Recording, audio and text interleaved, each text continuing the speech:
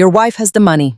Family comes first, his sister whispered in the dark, and instead of defending me, my husband simply agreed. By morning, my entire life savings would be wiped clean from our account, and they genuinely believed I would just sit down and cry about it.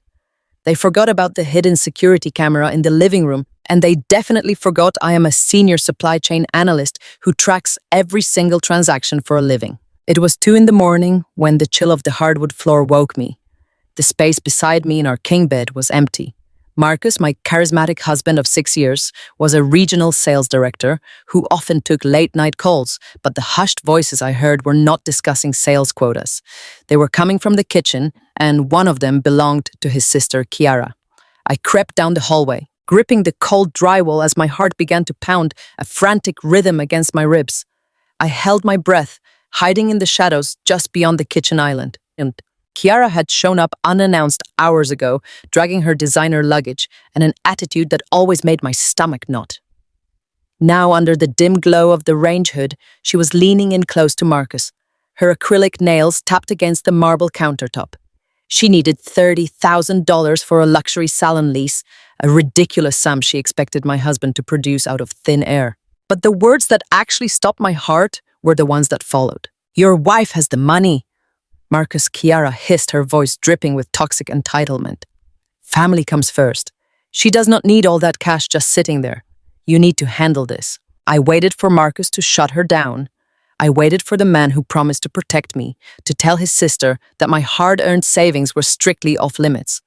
I had worked exhausting 80-hour weeks to build that safety net for our future. Instead, a terrifyingly calm silence filled the room. Then Marcus sighed a low, easy sound. I will take care of it tonight, he said. She sleeps like a rock. She will not notice a thing until it is done. The metallic tang of blood flooded my mouth.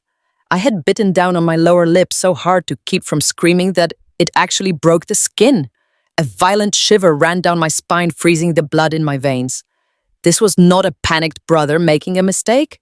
This was a calculated theft happening right inside my own home. My knees trembled, but a sudden, icy wave of survival instinct washed over me. I turned around and silently retreated down the dark hallway. I slipped back under the heavy duvet, closed my eyes, and forced my breathing to slow into a deep, rhythmic pattern. I laid there, feigning sleep, waiting for the morning to come. Let them think I was a naive, obedient wife. Let them think they had won. They had no idea the kind of war they had just started. The morning light filtered through the heavy linen curtains of our master bedroom, casting a deceptively warm glow across the duvet. I opened my eyes and was immediately hit by the rich, earthy aroma of roasted espresso wafting up from the kitchen downstairs. It was Marcus and his daily morning ritual. He always insisted on brewing his expensive imported coffee beans precisely at 6 a.m. before putting on one of his perfectly tailored Italian suits. Any other day, that smell would have been a comforting reminder of the successful, stable life we had built together. Today, it just made my stomach churn with a sickening dread. The memory of the hushed conversation I had overheard in the darkness of the hallway hours ago replayed in my mind on a relentless, torturous loop. Your wife has the money. Family comes first. Those words, spoken by his sister Kiara, hung over me like a heavy, suffocating blanket. I lay completely still, staring up at the white ceiling fan, trying to steady my breathing.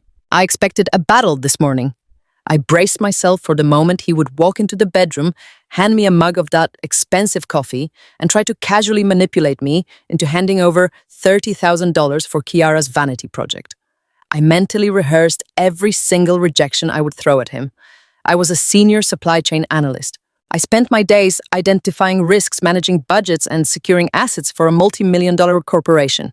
I was not about to let my hard-earned savings be poured into a doomed luxury salon lease just so my sister-in-law could maintain a fake affluent lifestyle for her social media followers. I sat up and pushed the heavy blankets off my legs. The hardwood floor felt like ice against my bare feet. I walked over to the cherrywood dresser and picked up my phone.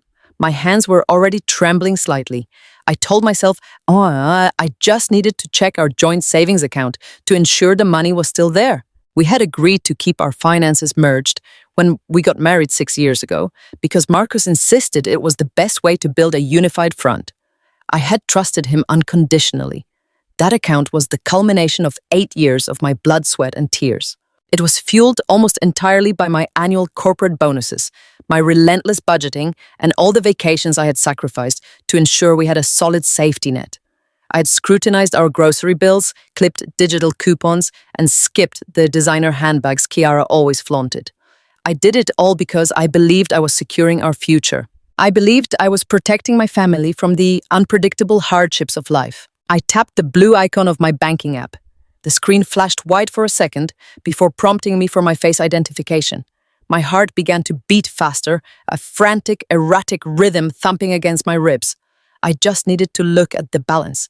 I just needed to see the familiar $85,000 sitting safely in its designated column. Then I could march downstairs, look my husband in the eye, and definitively end whatever scheme he and his sister had cooked up the night before. The app verified my face and the small loading circle began to spin. It spun for what felt like an eternity.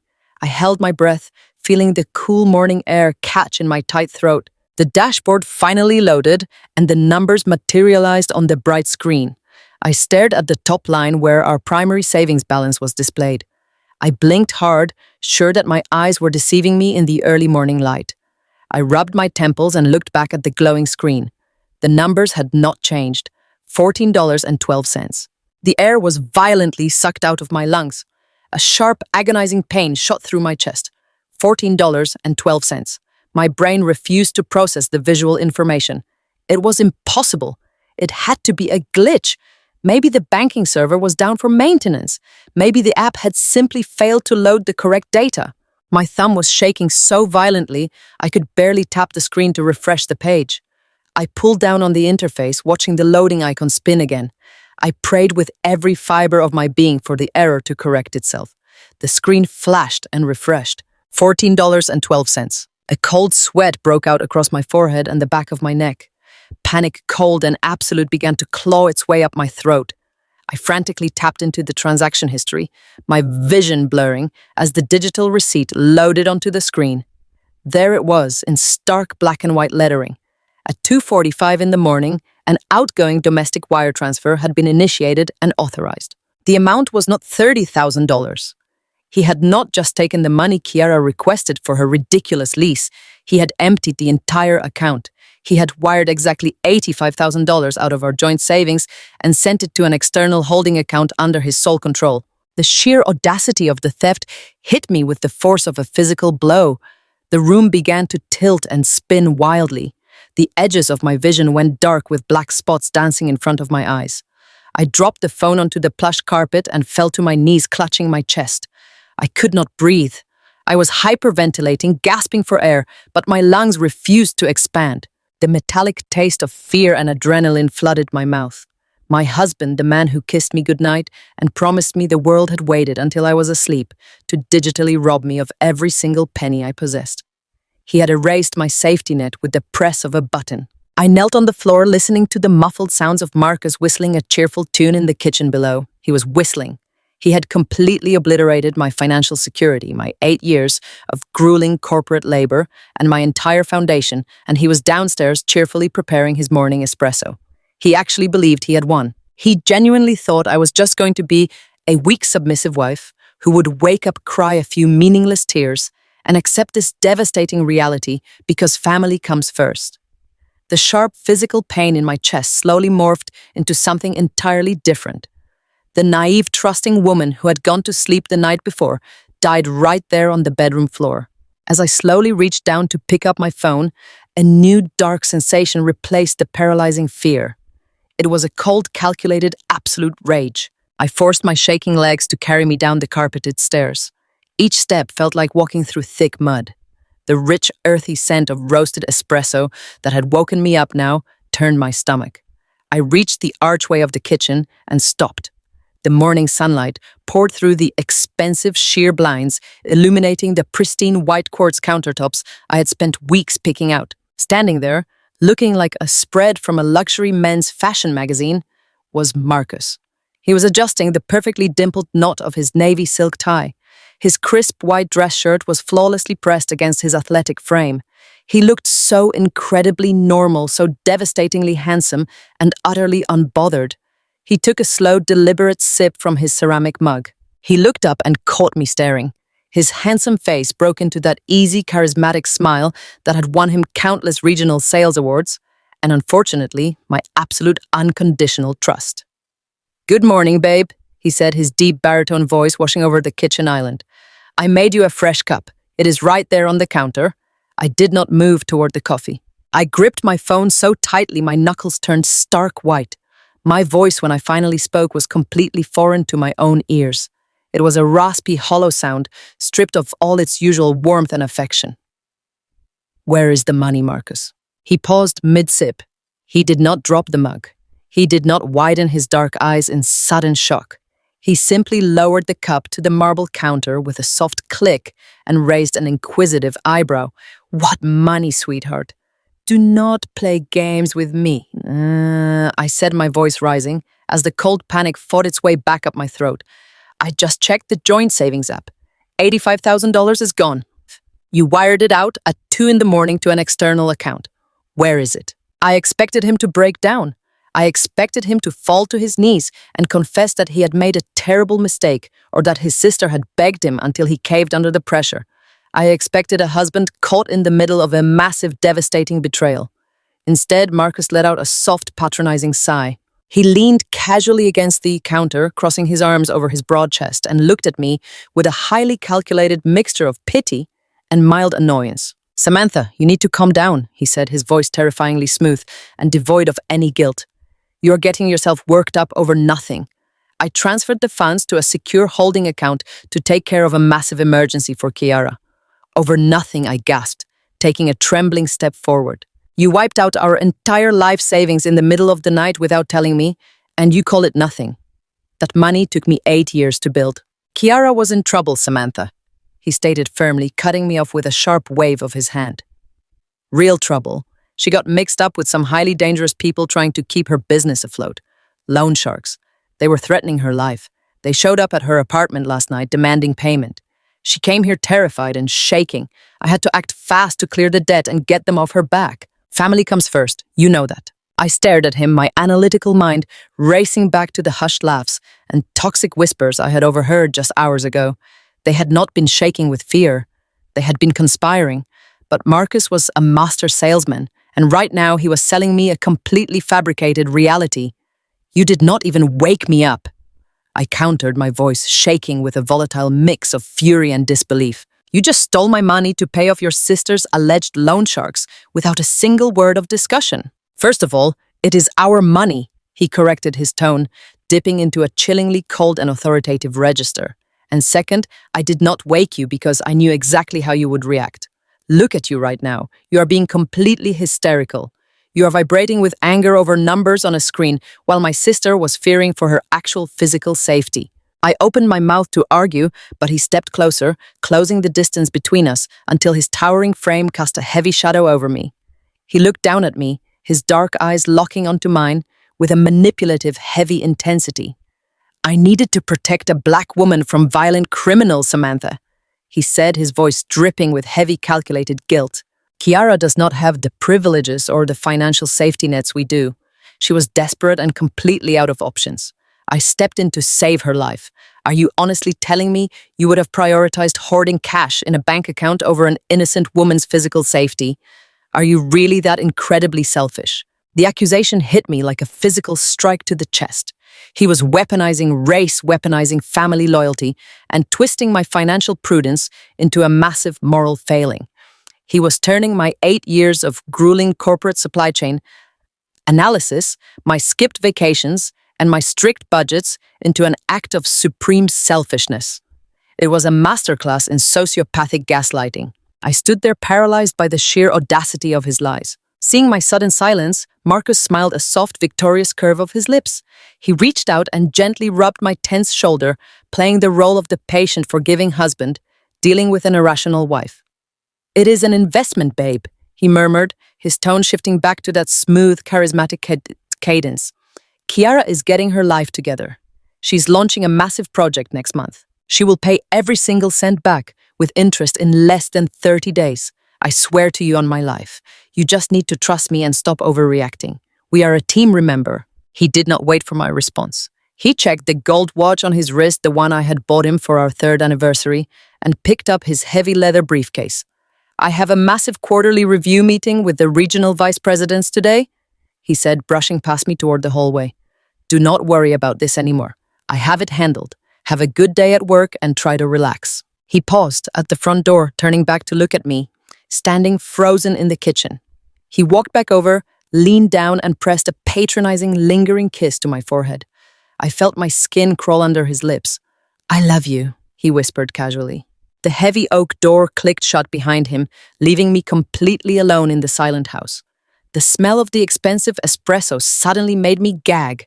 I walked over to the sink, gripping the stainless steel edge as a new profound clarity washed over me. He really thought I was that stupid. He genuinely thought he could spin a ridiculous web of loan sharks and moral superiority to blind me to his theft. He thought my silence was absolute submission. He had no idea that my silence was the sound of a senior supply chain auditor mentally dismantling every single lie he had just told.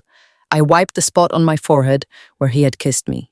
My tears were completely gone. I scrubbed my forehead, where his lips had touched my skin, until it burned, erasing the memory of his patronizing kiss.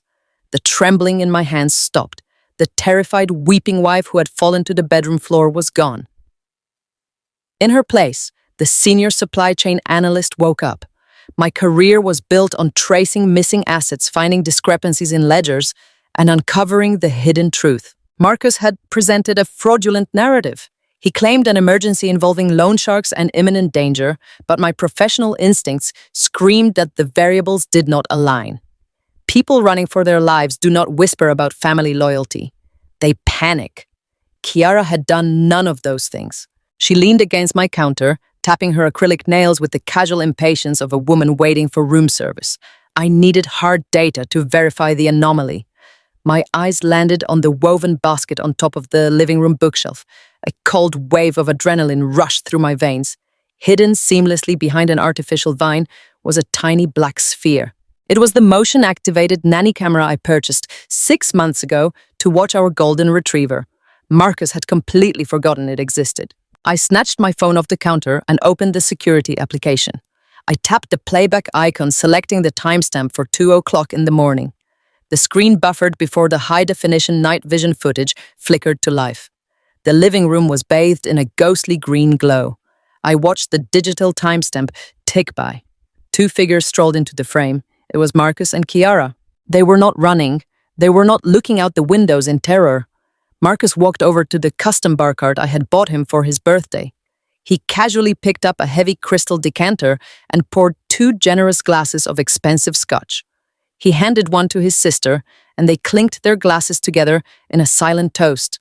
My stomach turned to absolute ice. People terrified of loan sharks do not pour celebratory drinks in the middle of the night. I turned the volume on my phone all the way up, pressing the speaker directly against my ear. The audio was crystal clear. "I need that prime corner unit, Marcus Kiara," said her voice echoing clearly through the small speaker. "You know how important aesthetic is for my brand. My followers expect luxury. I cannot build a high-end lifestyle influencer empire from a rundown strip mall. I need the downtown space, but the commercial lease and the custom renovations are going to run me at least 85 grand up front. The landlord needs the wire transfer by tomorrow morning, or he gives the unit to someone else." I watched my husband take a slow sip of his scotch. He leaned back against the leather sofa, looking entirely relaxed. 85 grand is a massive pull, Kiara," he replied, his voice completely devoid of the panic he had faked in my kitchen. Kiara rolled her eyes, an exaggerated gesture of pure entitlement. "Your wife has the money," she scoffed, waving her hand dismissively in the direction of our master bedroom. "Family comes first. She does not need all that cash just sitting in a savings account, doing absolutely nothing. Tell her it is an emergency. Tell her whatever you need to tell her to get it done. You need to handle this, Marcus. I cannot lose this salon." I stood frozen, listening to the people I considered family meticulously plot my financial ruin. There were no loan sharks. There were no violent criminals threatening her life. My entire life, savings, my 8 years of grueling corporate labor, my skipped vacations, and my carefully managed budgets were being casually stolen to fund a luxury salon lease so Kiara could take pretty pictures for the internet. I watched the screen as Marcus chuckled. It was a dark, manipulative sound that made my skin crawl. Relax, he told his sister. I will take care of it tonight. I have the login credentials for the joint account. She sleeps like a rock. She will not notice a thing until it is done. Kiara smiled, taking another sip of her drink. What are you going to tell her when she wakes up and sees the money gone? She asked. Marcus shrugged, adjusting the sleeves of his expensive shirt. I will just tell her you were in danger and play the protective brother card, he said smoothly. She eats that emotional garbage right up. You know how she is. She's basically a gullible ATM. As long as I kiss her forehead and tell her we are a team, she will fall right in line. She's too weak to actually fight back. The video ended, but the audio continued to ring in my ears. A gullible ATM. Too weak to actually fight back. I slowly lowered the phone from my ear. The agonizing pain that had crippled me just an hour ago completely vanished. It was entirely burned away by a cold calculating and absolute rage. This was not a misguided husband making a desperate mistake. This was pure calculated malice. Marcus had spun a web of sociopathic lies just to protect his sister's vanity project. He truly believed he had broken me. He believed my silence was submission. He had severely underestimated the woman he married. He thought he was dealing with a naive pushover who would just accept being robbed blind. But I was a senior auditor. I knew exactly how to track every single digital footprint he had ever made. I knew how to follow the money. I was going to play the role of the broken, compliant wife to absolute perfection. And while he thought he had completely won, I was going to meticulously gather every piece of evidence required to tear his entire world apart. I sat at the kitchen island staring at the glowing screen of my laptop. My mind was a steel trap cataloging every single detail of our finances. I was cross-referencing bank statements with property records, building a timeline of Marcus and his sudden cash withdrawals. The digital footprint was a messy labyrinth, but my training as a supply chain analyst kicked in immediately. I knew exactly how to find the missing pieces. My fingers hovered over the keyboard, ready to dive deeper into the limited liability company Kiara had registered. Then the heavy oak front door banged open with a deafening crash. The sudden jarring noise made my heart jump straight into my throat. Loud laughter echoed down the narrow hallway. It was Kiara. Her shrill, confident voice bounced off the painted walls, followed by the heavy thud of rolling luggage wheels, scraping harshly against the pristine hardwood floor. I quickly slammed my laptop shut and shoved it under a thick stack of unread mail just as Marcus strode into the kitchen. He was carrying 3 massive designer suitcases. Kiara trailed closely behind him, holding a tiny dog purse and wearing an oversized pair of dark sunglasses. Even though it was completely overcast outside, she dropped a heavy leather tote bag right onto my clean quartz countertop. Marcus set the heavy suitcases down and let out a loud, exaggerated sigh, wiping a fake bead of sweat from his forehead. He looked at me with that same fabricated expression of innocent concern he had weaponized earlier this morning.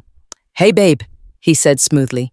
"I know this is super sudden, but Kiara is going to be staying in our guest room for a couple of weeks." I stood up, feeling the warm blood drain completely from my face. I forced my hands to remain flat against the counter so he would not see them violently shake. "Staying here?" I asked, keeping my voice perfectly pitched to sound like a confused but incredibly supportive wife. Marcus walked over and wrapped a protective arm around his sister. "Yes," he replied, his tone dripping with fake sympathy. The contractors at her new salon space found some unexpected plumbing issues. The structural renovations are going to take much longer than anticipated. She's dealing with a massive amount of stress right now, trying to manage the grand launch. Her apartment is just too chaotic for her mental health. She needs a quiet, stable environment to focus on her brand. Family comes first, right? He threw my own stolen money in my face, wrapped in a condescending moral lecture. Kiara pulled down her sunglasses and looked around my kitchen with a look of pure, absolute disgust. "It is just until my empire is fully operational," she said dramatically. "I cannot be expected to curate luxury lifestyle content while living in a dirty construction zone. My followers need to see me thriving." I swallowed the burning, bitter bile rising rapidly in my throat. They had stolen $85,000 from me in the dead of night, and now they were moving the thief directly into my house to recover from the stress of spending my stolen money. It took every single ounce of psychological willpower I possessed to stretch my trembling lips into a tight, accommodating smile. "Of course," I said softly. "You can take the large room at the end of the hall." Kiara did not even bother to say thank you. She just snapped her perfectly manicured fingers at Marcus, pointing aggressively toward the hallway.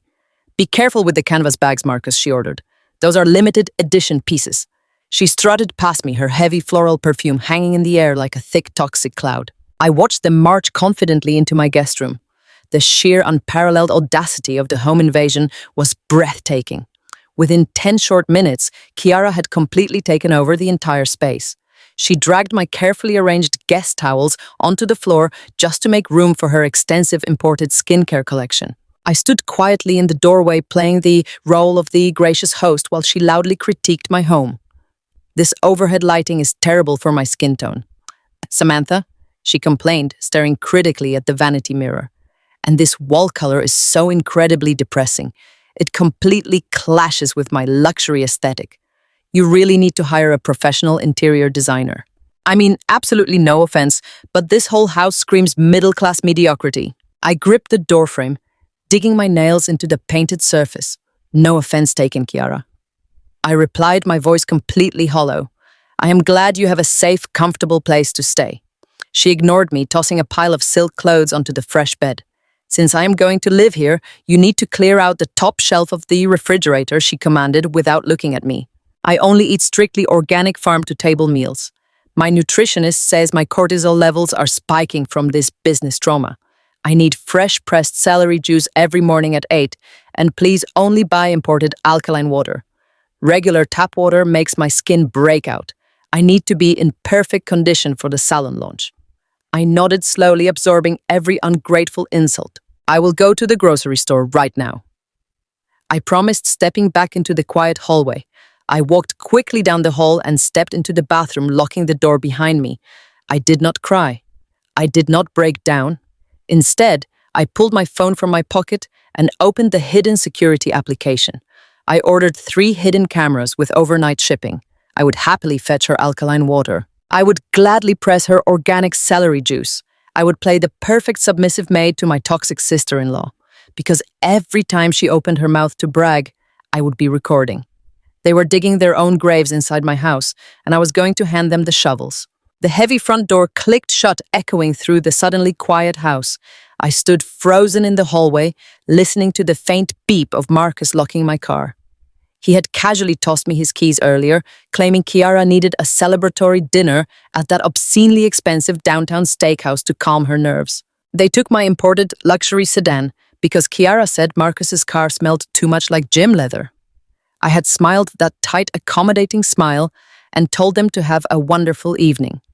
The moment the sound of my engine faded down the suburban street, the submissive mask I had worn all day completely dissolved. My posture straightened, and the lingering warmth in my eyes vanished, replaced by the cold, calculating focus of a senior supply chain analyst. The clock was ticking. I had exactly 3 hours before they returned, stuffed with overpriced Wagyu and expensive wine paid for by my stolen savings. I did not waste a single second. I walked with deliberate, silent steps straight toward Marcus's home office at the end of the hall. He always kept that door locked with a keypad, claiming his regional sales data was highly confidential and required top-level security. He thought I did not know the code. He underestimated my memory. 6 months ago, I watched him input the digits from the reflection of the hallway mirror. I punched in his mother's birthday, and the heavy mahogany door clicked open. The room smelled overwhelmingly of sandalwood and fake success. Framed sales awards lined the walls, projecting the image of a corporate kingmaker. I bypassed the sleek glass desk entirely. A man arrogant enough to steal $85,000 while his wife slept down the hall would never leave the smoking gun in an obvious desk drawer. My eyes scanned the room, analyzing the space with the same ruthless efficiency I used to audit multi-million-dollar vendor contracts. I checked the false bottom of the leather filing cabinet. Nothing. I sifted through the hollowed-out encyclopedia on his bookshelf. Empty. My heart began to pound a steady, anxious rhythm against my ribs. Had he kept the physical evidence at his corporate office? Did he destroy the paper trail? I stood in the center of the room, taking a slow, deep breath to steady my racing pulse. A true fraudster always keeps a physical contingency file. It is a psychological compulsion to hold on to the tangible proof of their absolute control. I closed my eyes, visualizing his daily movements in this room. My gaze snapped to the massive custom-built floating shelf displaying his college golf trophies. It was the one area he dusted himself, absolutely forbidding the cleaning service to touch the pristine silver cups. I pulled over his heavy leather desk chair and climbed up. I carefully reached behind the largest trophy, a massive silver cup he won 5 years ago. My fingers brushed against the cold wall and then touched something smooth and entirely out of place. Taped flat against the back panel of the shelving unit, hidden completely from view, was a thick black plastic folder. My breath hitched sharply in my throat as I pulled the folder down. The plastic was cool to the touch, but it felt like a burning coal in my hands. I climbed down from the chair, my legs shaking slightly from the massive surge of adrenaline. I walked over to the desk, switched on his small brass reading lamp, and flipped the folder open. I fully expected to find the wire transfer receipts or the commercial lease documents for Kiara's luxury salon. I expected proof of the $85,000 he had already stolen. But as my eyes adjusted to the dense legal jargon printed on the thick ivory paper, my blood ran completely cold. The stolen savings account was not the end of his scheme. It was just the down payment. The bold black letters at the top of the document blurred as a wave of pure, unadulterated terror crashed over me. Home equity line of credit. It was a fully approved bank loan. I traced my trembling index finger down the columns of numbers. The loan amount was for $250,000. The collateral listed was my house. The beautiful, sprawling 4-bedroom suburban home I had painstakingly saved for and purchased entirely on my own 3 years before I ever met Marcus. It was my sanctuary, my ultimate safety net, the one asset I had strictly kept solely in my name to protect myself. Marcus had secretly leveraged the entire equity of my premarital property. The sheer scale of the financial violation paralyzed me. If Kiara failed to launch her ridiculous salon, if her influencer aesthetic did not immediately generate massive profits to cover the loan payments the bank would foreclose, they would seize my home.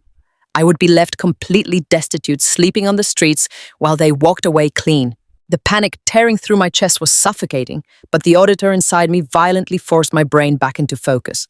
A home equity line of credit on a property owned solely by one person requires a mountain of verification. It requires a physical signature, a government-issued identification, and a legally certified notary public to witness the authorization in person. I flipped frantically through the attached legal addendums, tearing at the thick paper in my desperation. I reached the final signature page, and the breath was knocked completely out of my lungs. There at the bottom of the page was my name, Samantha, written in black ink, but it was not my handwriting. The loops were too stiff, the slant completely wrong. It was a meticulous but ultimately flawed forgery. Marcus had sat at this very desk holding a pen and painstakingly practiced stealing my identity. He had signed away my home, my security, and my future without a single ounce of hesitation. I looked at the notary stamp violently pressed next to my forged signature. The name printed inside the official blue ink circle made my stomach drop into a bottomless pit of realization. Derek, Marcus's fraternity brother and golf partner, the same man who had stood at our wedding and given a touching speech about loyalty and family. Derek was a licensed real estate notary who obviously had no moral issue abusing his state-granted authority to help his friend commit massive federal loan fraud. The entire coordinated reality of their malicious conspiracy snapped into perfect, horrifying focus. Marcus and Kiara were not just greedy siblings caught in a desperate financial bind. They were calculated predators. They had viewed my disciplined life, my hard work, and my absolute trust as an exploitable resource.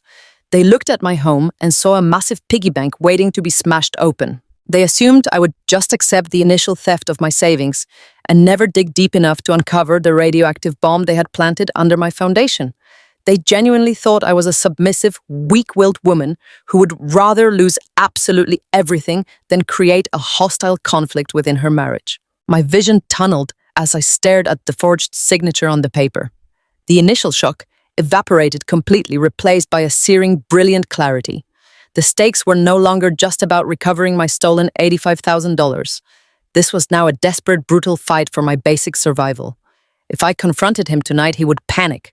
He would immediately destroy this physical folder, orchestrate a massive gaslighting campaign, and likely use the remaining credit line to drain the equity dry before hiring a ruthless attorney to tie me up in litigation for years. I could not act on raw emotion. I could not scream or throw plates or demand a tearful apology. I had to become colder and far more ruthless than the man who slept beside me. I carefully took my smartphone from my pocket and methodically photographed every single page of the loan document. I made sure the lighting captured Derek's illegal notary stamp and Marcus's sloppy attempt at forging my given name. Once the digital copies were uploaded to a hidden encrypted cloud server, I wiped my fingerprints off the thick plastic. I climbed back onto the heavy leather chair and slid the black folder exactly where I had found it, perfectly concealed behind the polished silver golf trophy. I stepped down, returning the chair to its precise original angle. I scanned the room, wiping away any trace of my presence. As I walked out of the office and heard the electronic lock click shut behind me, I felt a dangerous smile touch my lips. Marcus wanted to play a high-stakes game of financial ruin. He wanted to gamble my sanctuary to build a fake empire for his sister. I was going to let him believe he held all the winning cards, right up until the final second when I brought his entire world crashing down into ash. I walked down the hallway with my spine perfectly straight and my footsteps completely silent. My heart was a frantic bird trapped inside my ribcage, but my face was a mask of calm indifference. I reached the master bathroom and stepped inside, closing the heavy wooden door behind me. I turned the lock with a soft metallic click that echoed in the quiet space. My hands were shaking so violently I could barely grip the smooth handle of the shower faucet. I twisted the cold metal all the way to the left, and the water blasted out, hitting the porcelain tiles with a deafening roar. I needed the noise. I needed the loud rushing sound of the water to completely drown out the agonizing sound of my own shattered reality. I slumped down against the cold tiled wall, pulling my knees tightly against my chest. I set a timer on my phone for exactly 3 minutes. 3 minutes was all the time I was going to allow myself to mourn the absolute death of my marriage. I buried my face in my hands and let the devastating wave of panic and betrayal crash entirely over me. The tears came hot and fast, burning my cheeks as I released a series of muffled, agonizing sobs. I cried for the naive, trusting woman who had foolishly believed in a lifelong partnership. I cried for the 8 years of grueling corporate labor that had been wiped out with a single digital wire transfer. But mostly, I cried for my home. This beautiful house was my sanctuary. I had bought it with my own blood, sweat, and tears 3 years before Marcus even walked into my life. It was the physical manifestation of my independence and my silent wealth, and he had forged my signature to gamble it all away on his sister's vanity project. The physical pain in my chest was blinding. Every single breath felt like inhaling broken glass. Marcus had not just made a terrible financial mistake to help a desperate sibling. He had sat at his expensive desk, looked at a legal document that held my entire future, and deliberately, meticulously forged my name. He had colluded with a corrupt notary to bypass every single legal safeguard designed to protect me. He had looked at the woman he vowed to cherish and saw nothing but a piece of collateral to be exploited and discarded. The sheer magnitude of his calculated malice threatened to pull me under a dark, suffocating abyss. I could feel the hysterical panic trying to consume my rational mind. But then the digital alarm on my phone illuminated the dark bathroom. The 3 minutes were up. The screen flashed with a bright, harsh light cutting through the shadows. I reached out with a wet, trembling hand and swiped the screen to silence the alarm. The moment the vibration stopped, something fundamental shifted deep inside my core. The suffocating pressure in my chest evaporated. The hot, stinging tears stopped completely. I took one long, deep breath of the steam-filled air, and the terrified, submissive wife died right there on the bathroom floor. I pushed myself up from the cold tiles. I walked over to the vanity and stared at my reflection in the mirror. My eyes were red, and my mascara was slightly smudged. But the woman looking back at me was no longer a victim. She was a senior supply chain auditor who specialized in systemic karma. I turned off the shower, watching the water swirl down the drain. The roaring noise faded into a dripping silence.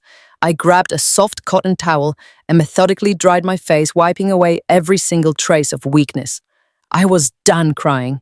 I would never shed another tear for Marcus Thompson. My analytical mind seamlessly took over, rapidly processing the raw data of my current terrifying reality. I stood in the quiet bathroom, mapping out every possible variable and potential outcome of my counterattack. The natural human instinct was to march directly into the living room, scream at the top of my lungs, and violently confront him with the devastating truth of the forged home equity line of credit. I wanted to smash his expensive crystal decanter against the wall and demand my stolen savings back. But my corporate training immediately vetoed that chaotic impulse. Confrontation was a massive tactical error. If I revealed that I had found a hidden plastic folder behind his golf trophies, I would surrender my only strategic advantage. Marcus would instantly realize that his carefully constructed illusion of the protective older brother had completely failed. He would panic. He would immediately destroy the physical loan documents, silence his corrupt notary friend, and launch a massive psychological gaslighting campaign to paint me as a paranoid, hysterical woman. He would leverage the remaining credit line to drain my home equity entirely dry before hiring a ruthless defense attorney to tie me up in brutal litigation for years. I could not fight him with raw, explosive emotion. I had to fight him with cold, calculated precision. The only way to ensure his absolute destruction was to lean directly into his arrogant assumption of my own stupidity. I had to play the role of the gullible automated teller machine he had laughed about with his sister. I had to become the perfect, accommodating, and completely defeated wife. I needed to build a flawless facade of compliance to lull them into a false sense of absolute invincibility. If they believed they had completely broken my spirit, they would become sloppy. They would make critical mistakes. And I would be standing right there in the shadows, secretly documenting every single fraudulent step they took. I smoothed my hair, checked my reflection one final time, and unlocked the bathroom door. I walked out of the bathroom and headed straight toward the kitchen. The house was quiet, save for the muffled sound of a reality television show blaring from Kiara's newly occupied guest room. I pulled open the heavy stainless steel refrigerator and began gathering the ingredients for a lavish dinner. If I was going to play the role of the submissive conquered wife, I was going to deliver an award-winning performance. I pulled out the expensive prime ribeye steaks I had purchased for our upcoming anniversary. I seasoned the thick cuts of meat with coarse sea salt and cracked black pepper, pressing the spices into the flesh with firm, methodical movements. I heated the heavy cast iron skillet until it was smoking hot. As I dropped the steaks into the pan, the loud, aggressive sizzle filled the kitchen, mimicking the suppressed, volatile rage boiling just beneath my calm exterior. I meticulously chopped organic vegetables, roasting them with olive oil and fresh rosemary. I set the formal dining table with our best bone china and polished silver cutlery. I poured a heavy glass of full-bodied Cabernet Sauvignon for Marcus, knowing exactly how much he loved a rich, expensive wine after a long day of pretending to be a decent human being. Every single action was a deliberate, calculated move in my new covert war. I was serving them a feast paid for by the very woman they were actively trying to destroy. When Marcus and Kiara finally emerged from the guest room, they walked into a picture-perfect domestic scene. I stood by the kitchen island, wearing a soft, welcoming smile, as the smell of seared steak and roasted garlic filled the air. Marcus stopped in his tracks, a look of immense, arrogant satisfaction washing over his handsome face. He walked over and wrapped his arms around my waist, burying his face in my neck. "This smells absolutely incredible, babe," he murmured, kissing my cheek. "I knew you would understand why I had to help Kiara. You always have such a big, beautiful heart." I forced my body to remain completely relaxed against him, suppressing the violent urge to shove him away. "Dinner is ready," I said softly, keeping my voice light and entirely subservient. "Let us just eat and relax tonight." Kiara sat down at the table, glaring critically at the roasted vegetables before taking a large sip of my expensive wine. We ate in relative silence, punctuated only by Kiara's endless complaints about her salon contractors and Marcus offering her empty motivational platitudes. I sat across from them, chewing my food mechanically and nodding in silent, agreeable submission. I absorbed their subtle insults and their arrogant laughter, storing every single detail in my highly trained analytical mind. They looked at me and saw a completely broken woman who had surrendered her finances and her home without a single fight. They genuinely believed their systemic karma would never catch up to them. They were absolutely wrong. The house was completely silent. The heavy, rhythmic breathing of my husband echoed from the master bedroom down the dark hallway. I sat at the kitchen island, bathed in the pale blue light of my laptop screen. The dinner had been a flawless performance. I had smiled. I had served the prime ribeye. I had poured the expensive wine. Marcus and Kiara went to sleep completely convinced that I was nothing more than a docile, compliant fool. They thought they had successfully sedated me with cheap praise and a few sips of Cabernet. They were wrong. The moment the bedroom door clicked shut, the submissive wife was permanently retired. The senior supply chain auditor took her place. For 8 years, my entire corporate career had been built on finding anomalies. I tracked phantom shipments across global shipping lanes. I dismantled shell companies hiding behind fraudulent invoices in offshore accounts. Finding discrepancies in a massive spreadsheet was not just my job, it was my absolute passion. Marcus had foolishly believed that a woman who spent her days hunting down multi-million-dollar corporate fraud would simply accept a flimsy story about loan sharks and vanity projects without verifying the raw data. I opened the encrypted cloud folder where I had stored the high-definition photographs of the home equity line of credit documents. The forged signature, my own name bastardized by his hand, burned a fresh hole of rage into my chest, but I forced the emotion down. Emotion was a tactical liability. I needed cold, hard, actionable intelligence. I started with the routing numbers listed on the initial wire transfer receipt, the $85,000 stolen from our joint savings. The numbers belonged to a regional commercial bank downtown. I pulled up the public business registries for the state. A man like Marcus, arrogant and sloppy, would inevitably leave a digital trail a mile wide. I typed Kiara's full legal name into the state business entity search portal. The loading icon spun for 2 agonizing seconds before populating a single result. It was a limited liability company registered exactly 4 days ago. The name of the entity was Kiara Lux Aesthetics. I clicked into the public filing documents, downloading the articles of organization. The registered agent was Kiara, but the secondary financial guarantor listed was Marcus. The puzzle pieces were beginning to lock together. They had formed a legitimate corporate entity to process the stolen funds, making the wire transfer look like a standard business capitalization effort to any banking algorithm. It was a basic layering technique meant to wash the money and provide a thin veneer of legitimacy. But layering only works if the auditor stops at the first surface-level document. I never stopped at the surface. I pivoted my search parameters, diving into the commercial real estate databases for the downtown district Kiara had bragged about during dinner. She had explicitly stated she needed the $85,000 to secure the commercial lease and fund the upfront renovations for her luxury salon. In the commercial real estate sector, lease agreements of that magnitude always leave a public footprint, especially when municipal permits for structural plumbing or electrical renovations are required. I accessed the city planning portal, cross-referencing the address of the newly formed business with active building permits. The address matched a ground-floor retail space in a moderately upscale neighborhood. I pulled the property tax records and the commercial leasing history for that specific parcel. The building was owned by a massive corporate property management firm. I knew their leasing structure perfectly well because my own firm used their subsidiary for our regional distribution warehouses. They required standard commercial terms: a security deposit equal to 2 months' rent plus the first month's lease paid up front. I pulled up the publicly listed price per square foot for that exact retail corridor. I ran the mathematical calculation in my head before double-checking it on my digital spreadsheet. The numbers were not aligning, they were not even close. The maximum deposit and initial lease payment for that specific square footage would absolutely never exceed $20,000. Even if Kiara had hired an elite-tier contracting firm to completely gut and renovate the interior plumbing, those initial permit deposits and contractor retainer fees would account for maybe another $10,000 at the absolute maximum, $30,000 total. That was the raw, unembellished financial reality of her vanity project. I leaned back in the cold wooden chair, staring at the glowing spreadsheet. My heart began to pound a slow, heavy rhythm against my ribs. $30,000 to secure the salon and begin the renovations.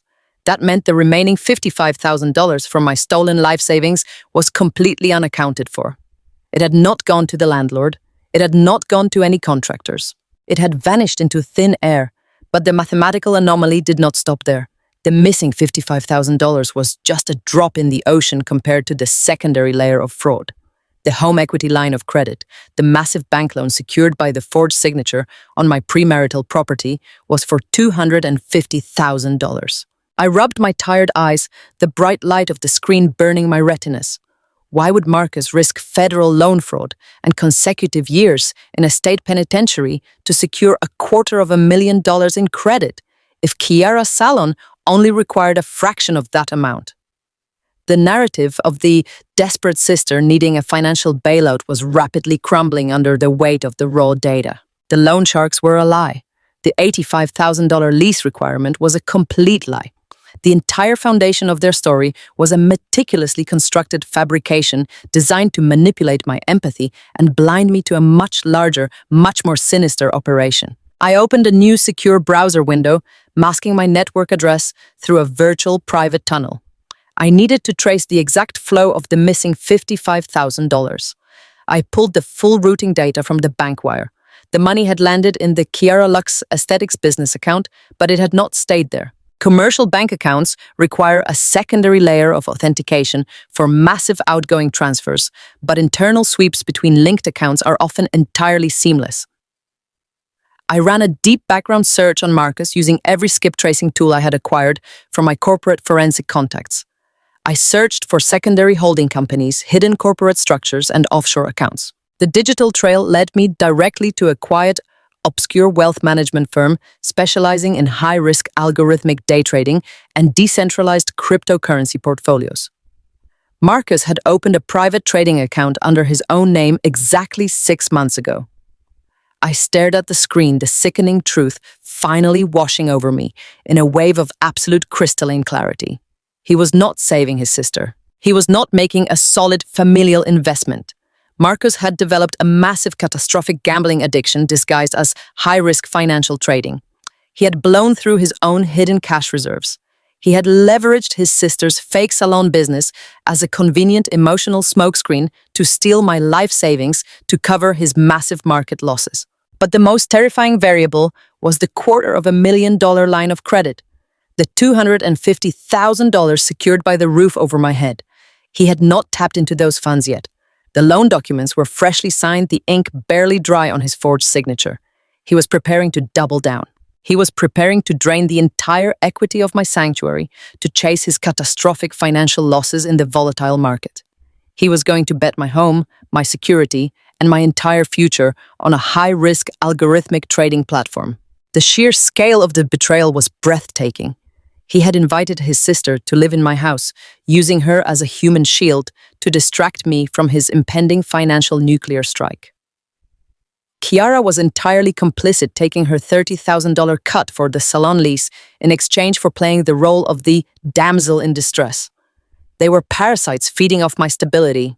They looked at the life I had built, the house I had paid for, the savings I had bled for, and they saw nothing but a massive gambling fund waiting to be completely drained. I closed my laptop, the soft click of the magnetic latch echoing loudly in the silent kitchen. The cold, calculating rage that had ignited earlier completely solidified into a hardened weapon. I was not just going to divorce him. A simple divorce would allow him to muddy the waters, to drag out the asset division, and potentially hide the stolen funds in decentralized accounts. I could not let him walk away with a single penny. I had to orchestrate a financial ambush so devastating and so absolute that he would never be able to recover. I stood up from the kitchen island, my bare feet completely silent on the hardwood floor. I walked down the dark hallway, pausing for a brief second outside the guest room door. I could hear the faint rhythmic snoring of my sister-in-law, resting peacefully in my home, completely unaware that her fraudulent business was about to be systematically dismantled. I walked past her door and stopped outside the master bedroom. Marcus was sleeping heavily, dreaming of his massive impending payday. He thought he had successfully manipulated the gullible wife. He thought he had successfully forged his way to $250,000. He had no idea that he had just declared war on a woman who controlled the financial battlefield. The audit trail was fully illuminated. The evidence was secured. The trap was set. Now it was time to let the arrogant husband confidently walk completely into the fire. The morning sun cast long, harsh shadows across the kitchen floor as I prepared Marcus his daily espresso. My hands were perfectly steady. The trembling from the previous day was completely gone, replaced by a cold mechanical precision. I watched the dark liquid drip into the expensive ceramic mug, calculating my exact next move. Marcus was a creature of absolute habit, I'd say. He always placed his primary smartphone flat on the marble counter, exactly 2 inches from his coffee mug, while he adjusted his tie in the hallway mirror. It was a routine I had witnessed 1,000 times, but today, that routine was my weapon. I knew that gaining access to his heavily encrypted primary device was statistically improbable. He changed his passcode weekly and utilized biometric locks. But I also knew Marcus was a digital hoarder. He kept his previous generation smartphone in the bottom drawer of his office desk, fully charged and serving as a secure backup for his 2-factor authentication codes. If his primary device suffered a catastrophic failure, he would immediately retrieve the backup. I just needed to manufacture that failure. I heard the heavy thud of his footsteps coming down the stairs. I filled a large glass to the very brim with ice water, leaving thick condensation beading on the sides. Marcus walked into the kitchen whistling a cheerful tune, completely oblivious to the trap I had set. He dropped his sleek titanium smartphone onto the marble counter, exactly where I knew he would. "Good morning, beautiful," he said, wrapping an arm around my waist. I smiled, leaning into his touch with calculated warmth. I reached for the glass of ice water, my eyes fixed on the target. As I turned, my foot purposely caught the edge of the anti-fatigue mat. I pitched forward, letting out a sharp gasp of manufactured surprise. The heavy glass slipped from my grip. A massive wave of freezing water crashed directly onto his smartphone, completely submerging it before cascading off the edge of the counter. Marcus leaped backward, shouting a sudden string of curses as the water soaked the cuffs of his pristine dress shirt. I immediately dropped to my knees, apologizing profusely, playing the role of the clumsy, frantic wife to absolute perfection. "Oh my God, Marcus, I am so incredibly sorry," I gasped, grabbing a stack of paper towels and dabbing at his wet shoes. I tripped over the mat. "Are you okay?" He snatched the dripping phone off the counter, his handsome face twisting into a mask of pure panic. The screen flickered violently, flashing bright green before going completely and permanently black. "You ruined it," he yelled, his voice losing all its usual smooth charisma. "This is my primary business line, Samantha. I have a massive conference call with the regional directors in exactly 40 minutes. I kept my head bowed, hiding the cold satisfaction dancing in my eyes. "I am so sorry, babe," I pleaded, my voice trembling perfectly. "Can you use your old phone, the one in your office? I can run to the tech store and see if they can recover the data from this one while you work." Marcus let out a harsh, exasperated sigh, running a hand through his perfectly styled hair. "Fine," he snapped, tossing the dead device onto the island. "Just clean up this massive mess. I need to boot up the old device and force a cloud sync before my meeting." He stormed down the hallway toward his locked office. I knelt on the wet floor, methodically wiping up the spilled water. The first phase of the operation was a complete success. I listened as he unlocked his office door and rummaged through his desk. 10 minutes later, he walked back into the kitchen, clutching the older model smartphone.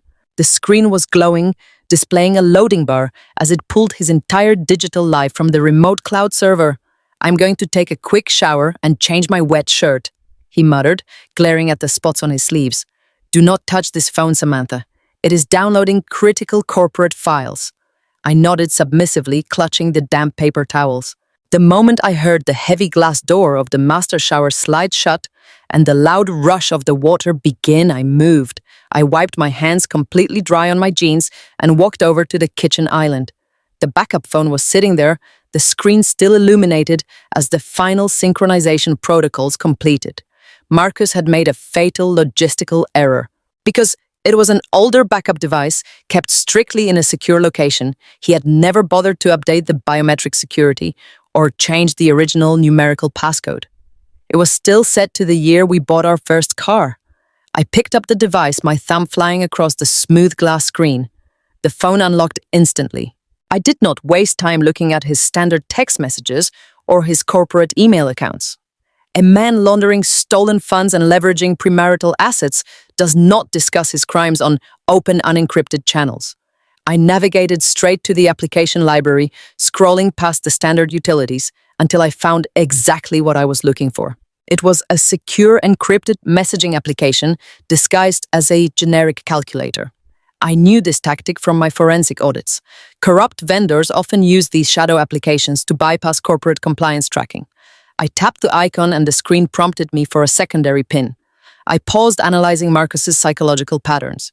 He was narcissistic and incredibly vain. And I typed in the exact dollar amount of his first major corporate bonus. The screen flashed and the hidden inbox materialized. My eyes scanned the list of active encrypted chats.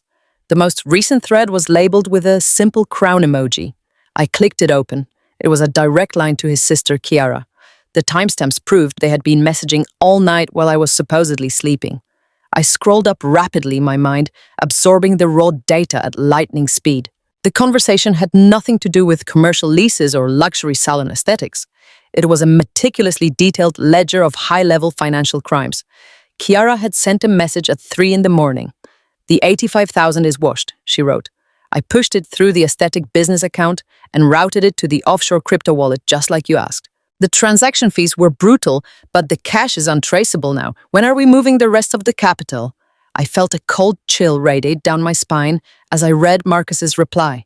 "The home equity line is fully approved," he responded. "The bank finalized the paperwork yesterday." Derek stamped the forged signature without asking a single question. "I can pull the full 250,000 by Friday. We need to invent 3 more ghost vendors to clean the influx of cash before my corporate compliance team runs their quarterly audit next month." I stopped breathing. Ghost vendors, corporate compliance. The entire landscape of his betrayal suddenly expanded exponentially. I scrolled further back into their chat history, my eyes burning as I deciphered the full scope of their criminal enterprise. Marcus was not just stealing from me. He was actively embezzling massive amounts of capital from his own corporate employer. As a regional sales director, he had the authority to approve external vendor invoices up to $50,000 without triggering a secondary executive review. For the past 14 months, he and Kiara had been completely fabricating fake marketing and logistics companies. Kiara would generate legitimate-looking invoices for services that were never actually rendered. Marcus would approve the payments, routing his employer's money directly into Kiara's newly formed limited liability companies. Kiara would then take a 20% laundering fee and funnel the rest of the stolen corporate capital into high-risk offshore cryptocurrency portfolios managed exclusively by Marcus. The puzzle was finally complete, and the picture it formed was absolutely horrifying. Marcus had not fallen into a desperate gambling addiction and stolen my savings as a last resort. He was the mastermind of a highly sophisticated corporate embezzlement ring. He had been stealing from his company for over a year, pouring hundreds of thousands of dollars into volatile digital markets. But the crypto market had recently crashed, wiping out his entire illegal portfolio. He was completely broke and staring down the barrel of a massive corporate audit. His employer was going to review the vendor ledgers at the end of the quarter. They were going to realize that hundreds of thousands of dollars were missing. If Marcus did not replace the stolen corporate funds before the audit, he would face decades in federal prison. That was the true reason he stole my $85,000. That was the actual motivation behind forging my signature to secure $250,000 against my home. He was not funding a salon for his sister. He was desperately trying to rob me blind to replace the money he had embezzled from his company before his executives discovered the missing capital. My home, my sanctuary, my life savings were nothing but a sacrificial lamb to save him from a federal indictment. He was going to use the home equity line to quietly pay back the ghost vendors, effectively erasing his corporate crimes. And when the dust settled, I would be the one left holding a massive fraudulent mortgage while he walked away with his hands perfectly clean. Kiara was not a helpless victim hiding from loan sharks. She was his primary accomplice, his money launderer, and his willing partner in a plot to utterly destroy my life to save their own skin. I heard the shower shut off down the hall. The water stopped running, signaling the end of my incredibly brief window of access. My hands moved with absolute mechanical speed. I used my own phone to photograph every single encrypted message, every digital confession, and every undeniable piece of evidence proving their corporate embezzlement ring and their plot to steal my home. I captured the timestamps, the routing numbers, and the specific names of the ghost vendors they had created. I verified that the photos were safely uploaded to my secure external server. Then I carefully backed out of the hidden application, relocked the screen, and placed the backup phone exactly where Marcus had left it on the kitchen island. I walked over to the sink, picking up a sponge, and began scrubbing a perfectly clean plate.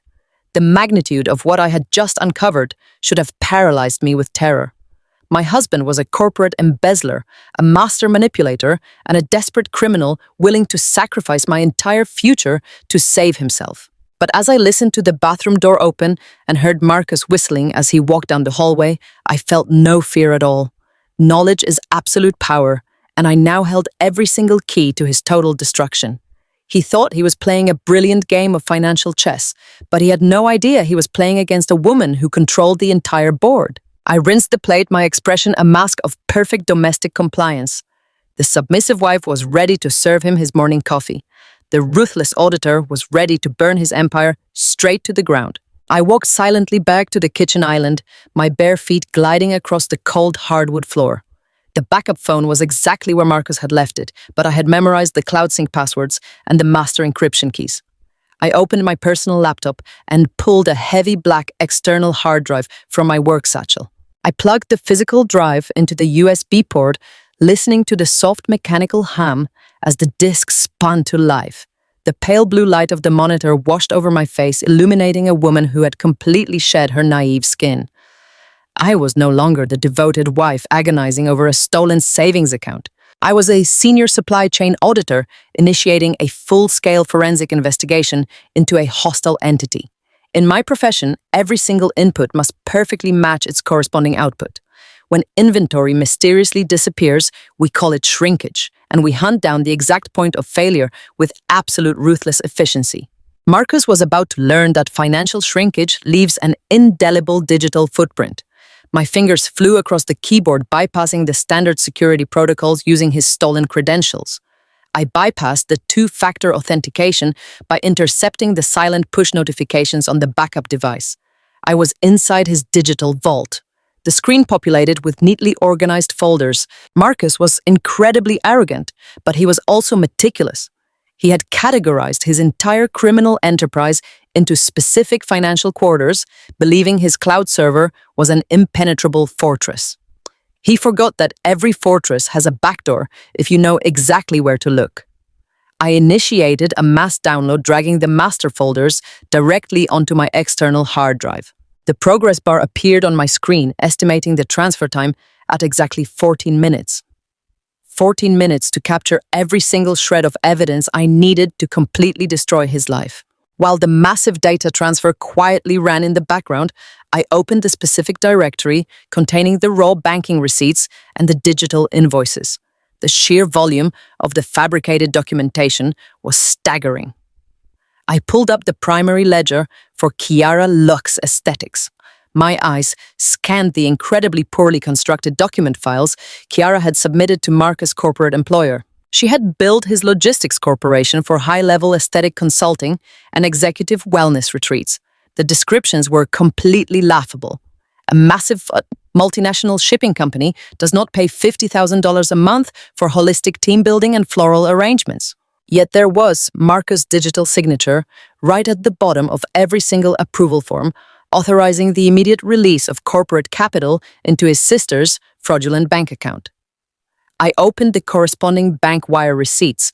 I watched the digital money trail flow perfectly from the corporate employer to Kiara and then wash cleanly into Marcus' offshore cryptocurrency wallets. The mechanics of their operation were textbook money laundering. They were using the illusion of a luxury influencer lifestyle to provide a clean, legitimate front for dirty corporate cash.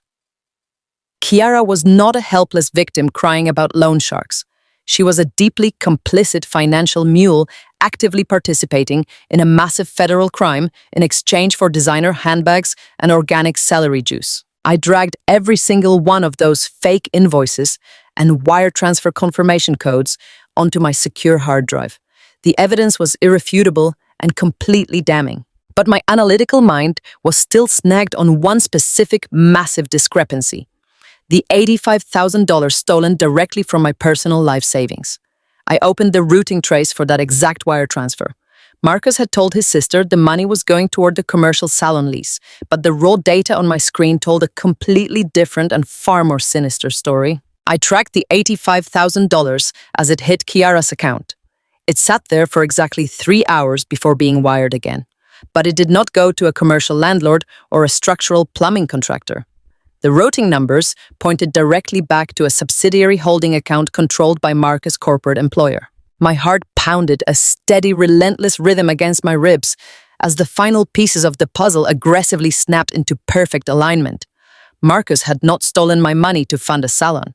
He had stolen my money to quietly patch a gaping hole in his own corporate ledger. I cross-referenced the date of the transfer with his corporate calendar. There it was in stark black and white lettering. A mandatory external financial audit was scheduled for his specific regional division by an independent accounting firm. The auditors were coming to verify the vendor payments. Marcus had panicked. He had realized one of Kiara's massive ghost invoices lacked the necessary falsified deliverables to pass a strict external review. He needed $85,000 in clean and traceable cash to immediately refund the corporate account and erase the fraudulent transaction before the auditors arrived. My entire body went completely still as the sheer magnitude of his betrayal washed over me. He had literally drained my life savings to cover his tracks and avoid an immediate corporate embezzlement indictment. And the commercial salon lease, the luxury aesthetic empire Kiara was supposedly building downtown, was nothing but a physical brick-and-mortar front to wash the rest of the stolen corporate capital. They needed a legitimate cash-heavy business to filter the massive influx of dirty money coming from the remaining ghost invoices. The salon was never going to be a real functional business. It was a glorified laundromat for stolen corporate funds. And the newly approved home equity line of credit, the $250,000 he had secured by forging my signature on my premarital property. That was his ultimate safety net. The cryptocurrency market crash had wiped out his illegal offshore portfolio, leaving him completely incapable of covering the rest of the missing corporate funds. He was going to use the equity in my home to quietly refund the remaining ghost invoices before the auditors dug deeper into the regional accounts. He was actively burning down my sanctuary, my entire financial future, just to keep himself out of a federal penitentiary. He was betting my life to save his own. I watched the progress bar on my screen slowly tick forward. The green line inched closer to 100%. The heavy silence of the kitchen pressed in on me, contrasting violently with the massive explosive power of the data flowing into my hard drive. I stared at the glowing blue screen, and a cold, calculated smile slowly spread across my face.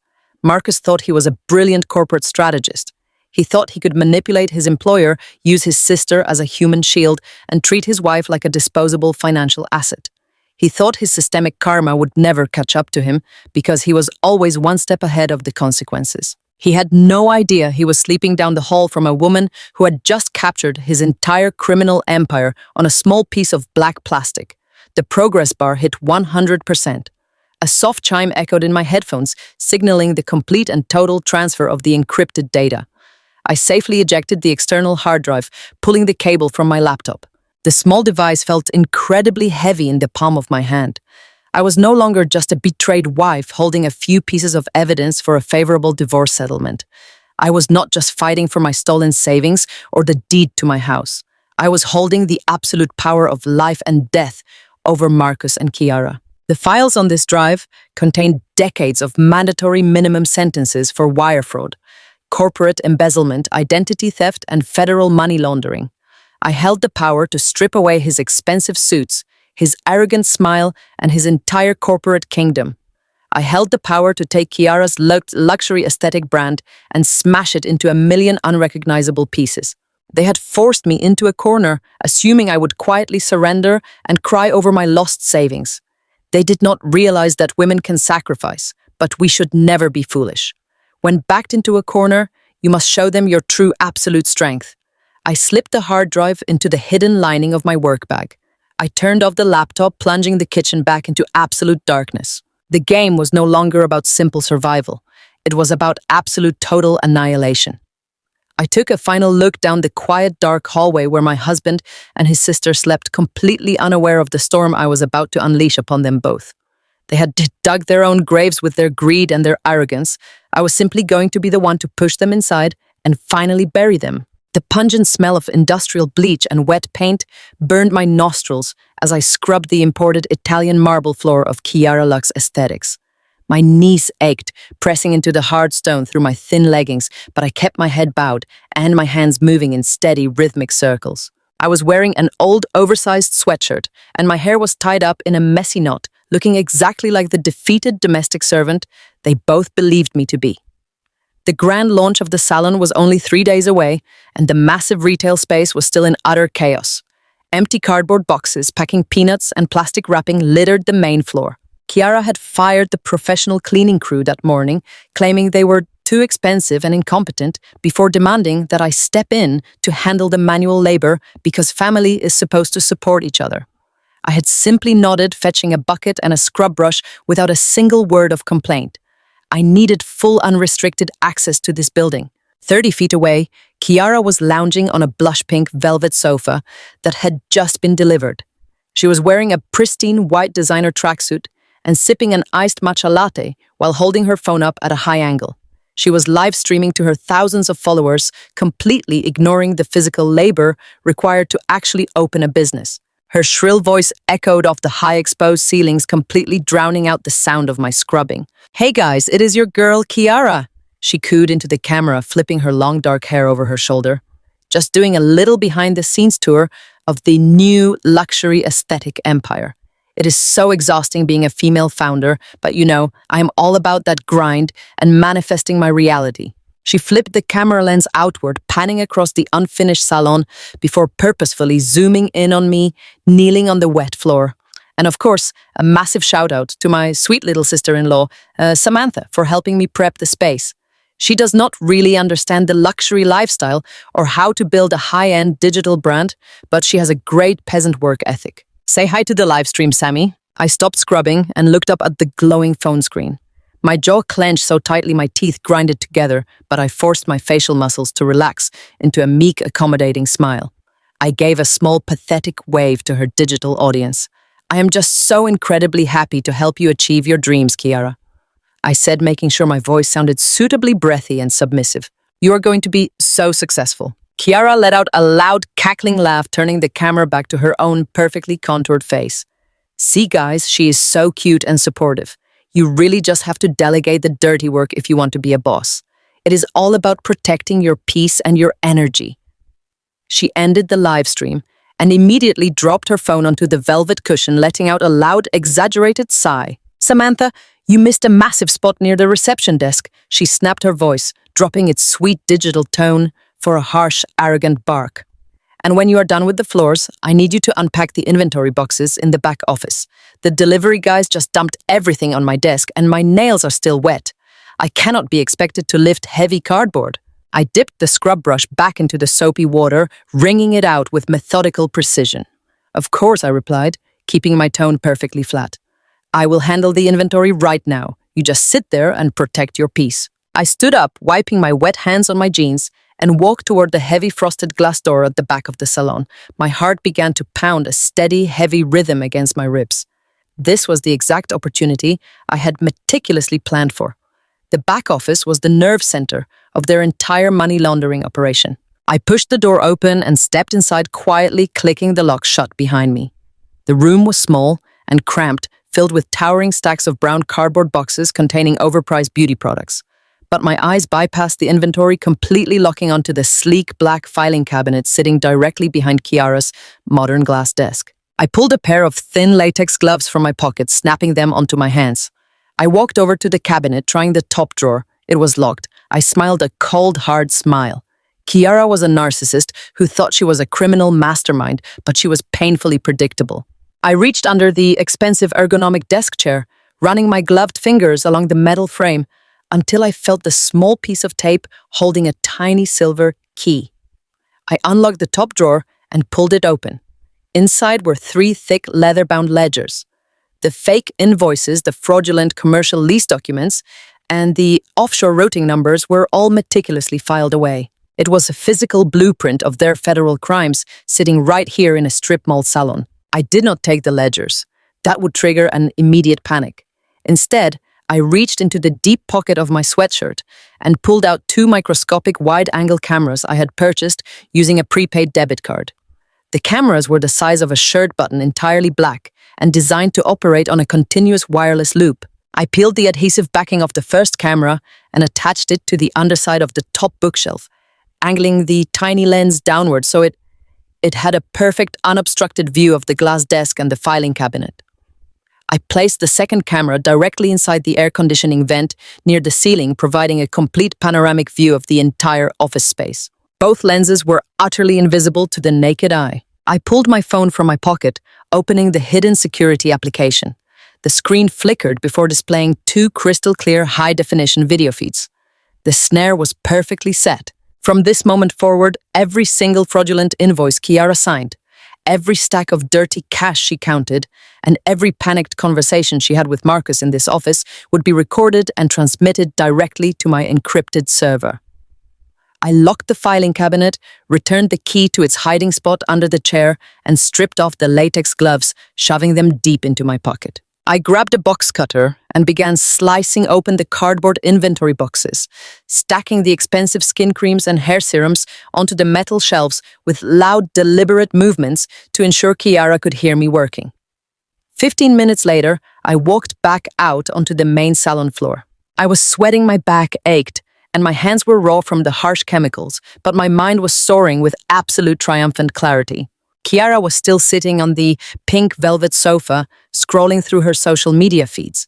I finished organizing the back office. I said, my voice soft and deferential. The inventory is perfectly stacked, and the desk is completely clear. Is there anything else you need me to do? She looked up from her phone, inspecting my disheveled appearance with a look of supreme arrogant satisfaction. No, that is fine, she dismissed me with a wave of her hand. You actually did a halfway decent job today, Samantha.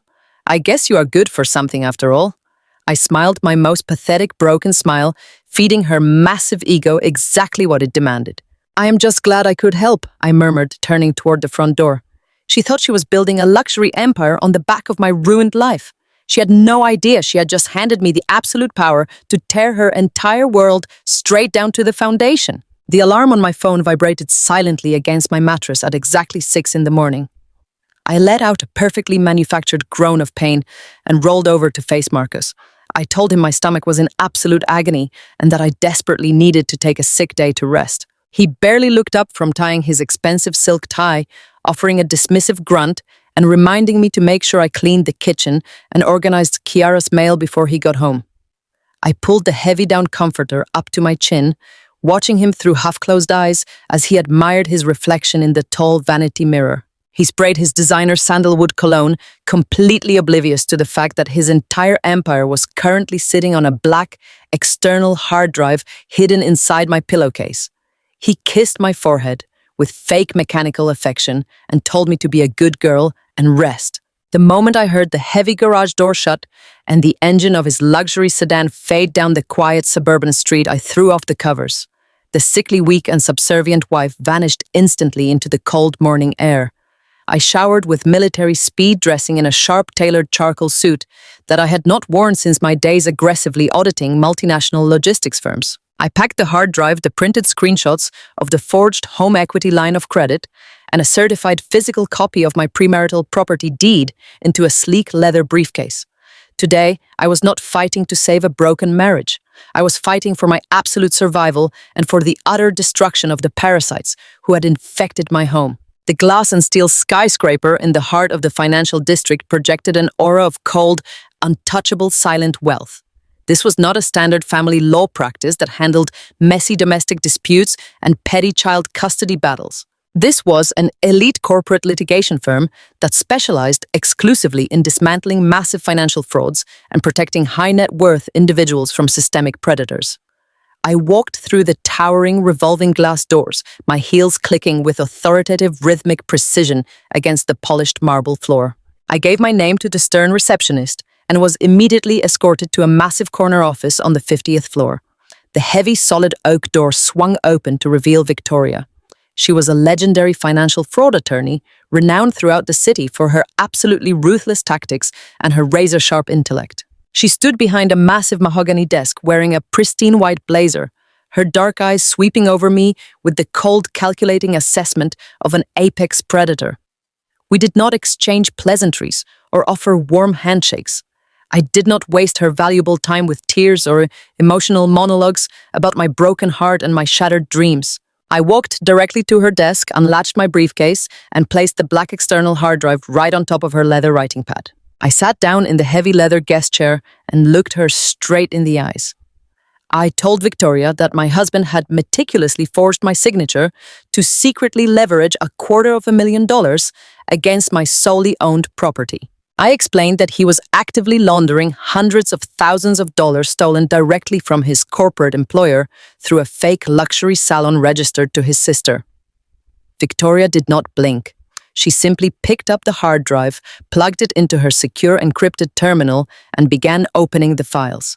For 45 agonizing minutes, the massive corner office was completely silent, save for the rapid, aggressive clicking of her computer mouse and the faint hum of the city traffic 50 stories below. I sat perfectly still, watching her face for any sign of hesitation or doubt.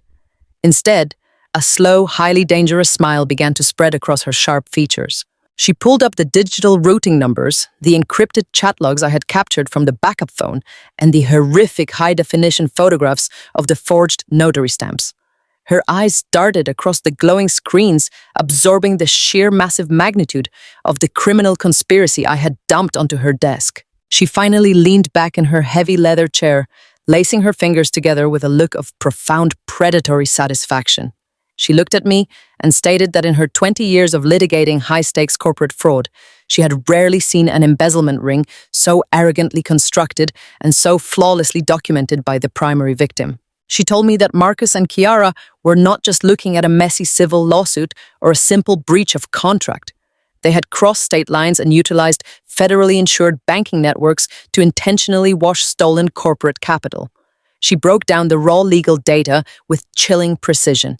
They had committed grand larceny, wire fraud, identity theft, and massive corporate tax evasion. I felt a cold, sharp chill radiate down my spine, but it was not a chill of fear or intimidation. It was the absolute freezing reality of systemic karma finally taking its true physical shape. I was not just holding a few pieces of leverage for a favorable divorce settlement. I realized in that exact moment that I was physically holding multiple consecutive federal prison sentences. Victoria leaned forward, resting her elbows on the mahogany desk, and laid out a counterattack so brilliant and devastating that it took my breath away. She instructed me in a low, steely voice that we were absolutely not going to file for divorce today. A standard divorce proceeding would immediately trigger a legal alert and notify Marcus of the impending danger. It would give him the crucial opportunity to panic drain the remaining credit line, completely destroy the digital ledgers, and hide the laundered cash in decentralized offshore cryptocurrency accounts. We needed to keep him entirely comfortable. We needed him to firmly believe that his submissive, gullible wife was safely waiting at home, completely blind to the massive legal snare closing rapidly around his neck. We had to let him continue digging his own grave while we silently poured the concrete. Victoria detailed our three-pronged offensive strategy with the tactical precision of a military general. First, her firm would compile the digital ledgers and file a comprehensive anonymous whistleblower report directly to the executive board of directors at Marcus' corporate employer. We would provide the executives with the exact routing numbers, the specific timestamps, and the fake invoices proving undeniably that their star regional director was a brazen corporate thief. Once the corporation realized they were bleeding capital, they would instantly freeze his internal access and initiate their own ruthless internal audit. Second, she would bypass local law enforcement entirely.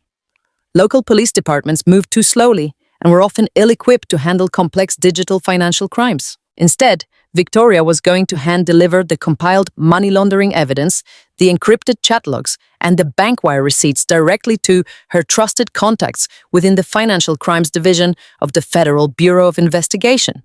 The federal agents would view Kiara Lux's aesthetics not as a struggling small business, but as an active criminal money laundering syndicate. They would secure federal warrants and swoop in to seize every single asset, completely obliterating Kiara's vanity project before it even officially opened its doors. But the third strike was the most critical for my own personal protection and the absolute preservation of my property. Victoria carefully explained the complex legal mechanism of a quiet title action.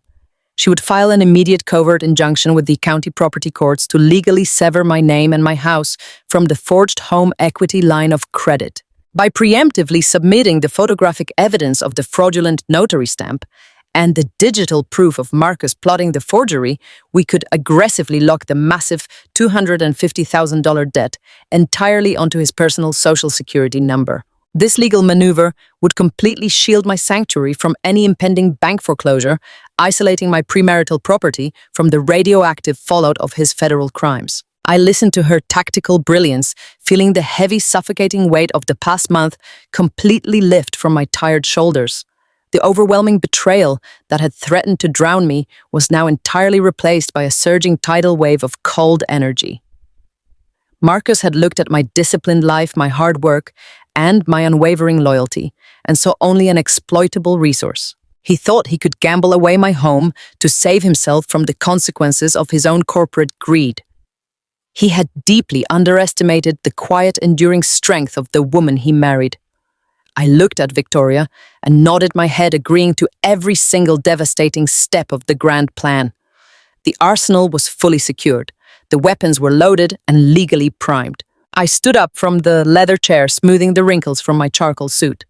I shook Victoria's hand, feeling a powerful electric surge of shared, ruthless intent. I was going to walk back into my house tonight, cook him his favorite meal, and smile right into his face. Victoria asked me if I was prepared to maintain the psychological facade required for this operation. She warned me that living in the same house as a man I knew was plotting my financial ruin would require a level of emotional detachment that most people simply do not possess. I told her that I had spent the last 8 years of my life maintaining my composure while tearing apart hostile supply chain networks and aggressive corporate vendors. I explained that shedding my tears in the master bathroom was the final act of mourning I would ever dedicate to that pathetic excuse for a husband. The woman sitting in her office was no longer a wife seeking marital closure. I was an auditor closing out a catastrophic human liability. I had meticulously scrubbed the Italian marble floors of his sister's fraudulent salon just to plant wide-angle microcameras in her back office. I was currently transmitting real-time video feeds of their money laundering operation directly to the encrypted server sitting on her desk. Victoria actually laughed, a rich, dark sound of pure approval. She tapped her manicured finger against the hard drive and promised me that by the time the federal authorities and his corporate board were finished with him, Marcus Thompson would not have a single penny to his name or a single day of freedom left to enjoy. I left the towering glass skyscraper and stepped back out into the bustling city streets. The afternoon sun warmed my face, and the rhythmic, chaotic noise of the city felt like a triumphant symphony. I took a deep, steadying breath of the urban air, feeling completely invincible. The concept of karma was no longer just a universal idea. It was a legally binding document sitting on the desk of the most ruthless fraud attorney in the state. I hailed a cab to take me back to the suburban prison I was about to liberate. The submissive peasant work ethic Kiara had mocked on her live stream was about to deliver a fatal, flawless blow. They had pushed me into a dark, lonely corner, expecting me to break. But women like me do not break. We simply recalculate, rebuild, and return to collect every single debt with absolute unforgiving interest. The heavy glass doors of Kiara Luxe Aesthetics swung open to reveal a sickening display of unearned opulence. The grand launch party had officially arrived, and the air inside the salon was thick with the suffocating stench of expensive floral arrangements and desperate vanity. I stood near the reception desk, inhaling the overwhelming scent of imported white lilies and freshly poured acrylic resin. Every single inch of the massive retail space screamed of reckless extravagance. The blush pink velvet sofas, the custom brass lighting fixtures, the towering walls of premium skincare products. It was a perfectly curated illusion of immense success. But I knew the absolute truth behind the glittering facade. I knew that every single velvet cushion and every crystal chandelier had been paid for with dirty money. I looked around the room and saw the exact physical manifestation of Marcus and his corporate embezzlement ring.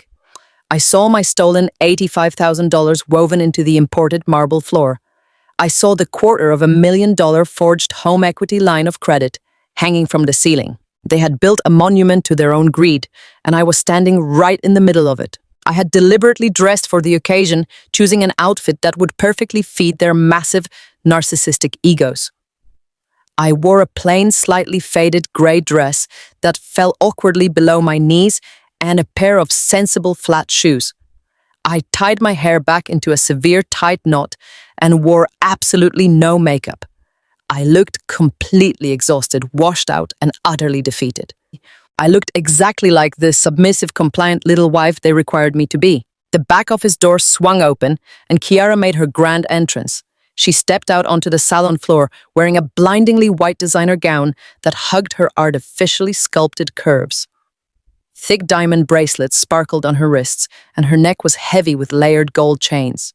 She looked like a wealthy socialite, completely untouched by manual labor or financial anxiety. Ew.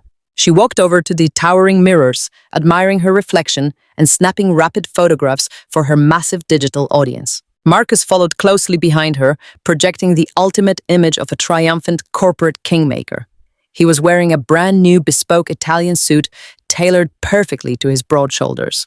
A thick gold watch rested heavily on his wrist, catching the bright salon lights. The sheer audacity of his confidence made a cold wave of nausea rise in the back of my throat. He was actively staring down a massive corporate audit and a potential federal indictment, yet he strutted across the marble floor with the arrogant swagger of a man who believed he was utterly untouchable. He genuinely thought he had successfully washed his stolen corporate funds. He thought his fake vendor invoices were securely buried. He thought my premarital property was his ultimate safety net. Marcus caught sight of me standing quietly by the reception desk. The triumphant smile on his handsome face instantly vanished, replaced by a look of profound, absolute disgust. He marched over to me, his expensive leather shoes clicking aggressively against the stone floor. He looked me up and down, his eyes lingering on my faded gray dress and my sensible flat shoes. "Samantha, what on earth are you wearing?" he hissed, his voice dropping into a harsh, vicious whisper so his sister would not hear. "This is a high-end luxury event. We have local lifestyle reporters and major digital influencers arriving in less than 20 minutes. You look like you just finished scrubbing a commercial kitchen." I kept my shoulders slumped and my gaze securely fastened to the floor, playing the role of the humiliated wife to absolute perfection. "I am sorry, Marcus," I murmured, forcing my voice to tremble with manufactured insecurity. "I just did not want to spend any more of our money on a new dress. I know things have been tight lately." Marcus let out a sharp, cruel laugh, running a hand through his perfectly styled hair. He leaned in close, his expensive sandalwood cologne completely suffocating me. "Things are not tight for me, Samantha," he sneered. "Things are fantastic, but you clearly do not belong in a space like this. You have absolutely zero sense of luxury or brand aesthetic. You are going to completely embarrass me and Kiara in front of the entire city." He turned around and snapped his fingers at a hired catering waiter, pulling a heavy silver tray of cheap sparkling wine from the man's hands. Marcus shoved the heavy metal tray directly into my chest, forcing me to grab the edges to keep the tall, fragile glasses from tipping over. The cold condensation from the cheap wine immediately seeped into the thin fabric of my gray dress. "Take this tray and go stand in the back hallway near the public restrooms," he ordered, his tone dripping with absolute venomous contempt. "I want you to stay completely out of sight. Hand out these drinks to the guests as they walk past, but do not initiate any conversations. Do not try to mingle with the influencers. Do not tell anyone that you are my wife. Just keep your mouth shut, keep your head down, and try to be useful for once in your miserable life." I looked up at him, allowing a single perfectly timed tear to pool in the corner of my right eye. I nodded my head submissively, tightening my grip on the heavy silver tray. "I understand, Marcus," I whispered, my voice barely audible over the loud pulsing club music beginning to play from the overhead speakers. "I will stay in the back. I will not embarrass you." He gave a satisfied, arrogant grunt, turning his back on me completely and walking away to join his sister in the center of the room. I watched him go, the pathetic, broken expression vanishing from my face the exact second he looked away. My spine straightened, and the cold, calculating auditor instantly reclaimed her territory. I turned and walked silently toward the dark, narrow hallway near the public restrooms, carrying the heavy tray of cheap wine with perfect mechanical balance. The grand launch party erupted into chaotic, noisy life. The massive glass doors opened, and a flood of shallow, noisy guests poured into the salon. Women in expensive dresses and men in sharp suits crowded the marble floor, shouting over the loud thumping music and laughing at Kiara's empty, vapid jokes. The bright flashes of professional cameras illuminated the room as Kiara posed in front of her towering product displays, pretending to be a self-made entrepreneurial genius. Marcus stood proudly by her side, shaking hands and playing the role of the generous, wealthy benefactor. I stood alone in the dark, narrow hallway, watching their disgusting performance from the shadows. Guests walked past me, grabbing glasses of cheap wine from my tray without even making eye contact. They treated me exactly as Marcus had commanded, like an invisible, insignificant piece of the furniture. I absorbed their dismissal, letting the sheer arrogance of the entire room feed the massive raging fire burning deep inside my chest. They were drinking sparkling wine paid for by my stolen savings. They were celebrating a fake empire built on a foundation of massive federal crimes. And they had absolutely no idea that every single second of their launch party was currently being recorded by the hidden micro cameras I had meticulously planted in the back office. I stood perfectly still, balancing the silver tray as the minutes slowly ticked by. I did not move. I did not speak. I simply waited in the shadows, anticipating the exact moment the universe would finally violently correct itself. My analytical mind visualized the parallel timeline unfolding across the city. I pictured the ruthless corporate executives sitting in their glass boardrooms, opening the anonymous whistleblower report containing Marcus' fake invoices. I pictured the stern federal agents sitting at their desks reviewing the undeniable digital proof of Kiara's offshore money laundering operations. I pictured Victoria, my brilliant and vicious attorney, filing the quiet title action with the county judge, legally severing my sanctuary from their impending destruction. The heavy silver tray dug painfully into my forearms, but I did not adjust my grip. I watched Marcus throw his head back and laugh at a joke, putting his arm around a local lifestyle reporter. He looked completely invincible. He looked like a man who had successfully conquered the world. And then it happened. Deep inside the pocket of my faded gray dress, my smartphone violently vibrated. The sudden sharp buzzing sensation sent a massive surge of pure electric adrenaline directly through my veins. It vibrated a second time, then a third. It was the exact sequence we had arranged, 3 rapid vibrations. It was the signal from Victoria. I took a slow, deep breath, inhaling the stale air of the back hallway. The vibration meant the corporate injunctions were fully finalized and signed by the executive board. The vibration meant the quiet title action was legally approved, securing my home and entirely erasing the forged home equity line of credit. But most importantly, the vibration meant the federal warrants had been officially signed by a federal judge. The trap was no longer just a digital threat. The trap was now a physical, living reality. I looked out at the brightly lit salon floor. Kiara was twirling in her white designer gown, holding up a bottle of expensive champagne, while her digital followers flooded her live stream with hearts and praises. Marcus was standing right beside her, beaming with arrogant, immense pride. I watched them celebrate their stolen wealth, and a slow, dangerous smile finally broke across my face. They had demanded a submissive, obedient wife. They had demanded a pathetic peasant to scrub their floors and hide in the shadows so she would not ruin their perfect luxury aesthetic. I had given them exactly what they asked for. I had played the role of the gullible fool to absolute perfection, feeding their massive egos and blinding them to the snare wrapping tightly around their ankles. I gently lowered the heavy silver tray, placing it quietly onto a small wooden side table. I did not need to serve cheap wine to oblivious strangers anymore. I reached into my pocket and wrapped my fingers around my vibrating phone, feeling the immense absolute power radiating from the small digital device. The grand launch of Kiara Luxe Aesthetics was about to become the most spectacular, devastating closure this city had ever witnessed. I stepped out of the dark hallway and walked slowly toward the brightly lit center of the room, ready to watch the federal authorities burn their entire fake empire straight to the ground. The heavy bass of the club music pulsed through the floorboards, vibrating up through my sensible flat shoes. The grand launch party had reached its peak of manufactured, glamorous chaos. The space was packed shoulder to shoulder with the exact crowd Marcus and his sister had curated to feed their narcissism. Digital influencers posed aggressively in front of custom floral walls, their camera flashes illuminating the room. But more importantly, Marcus had invited the heavy hitters from his corporate employer. I recognized the senior vice presidents standing near the marble reception desk. These were the exact men Marcus had been actively robbing blind for the past 14 months. He invited the very executives he was currently embezzling from to drink champagne inside the physical laundromat he built to wash their stolen capital. The sheer audacity of his arrogance was physically suffocating. He stood right in the middle of them, projecting the flawless image of a highly successful corporate leader. He genuinely believed he was the smartest person in the room. I remained perfectly still in the shadows near the back hallway, gripping the heavy silver tray of cheap sparkling wine. I watched the room with the cold, detached focus of a predator studying its prey. Every single laugh and every compliment echoed with absolute hypocrisy. Suddenly, the thumping music abruptly faded. Kiara stepped confidently into the absolute center of the main salon floor. She was wearing her blindingly white designer gown, the one paid for entirely by my stolen savings.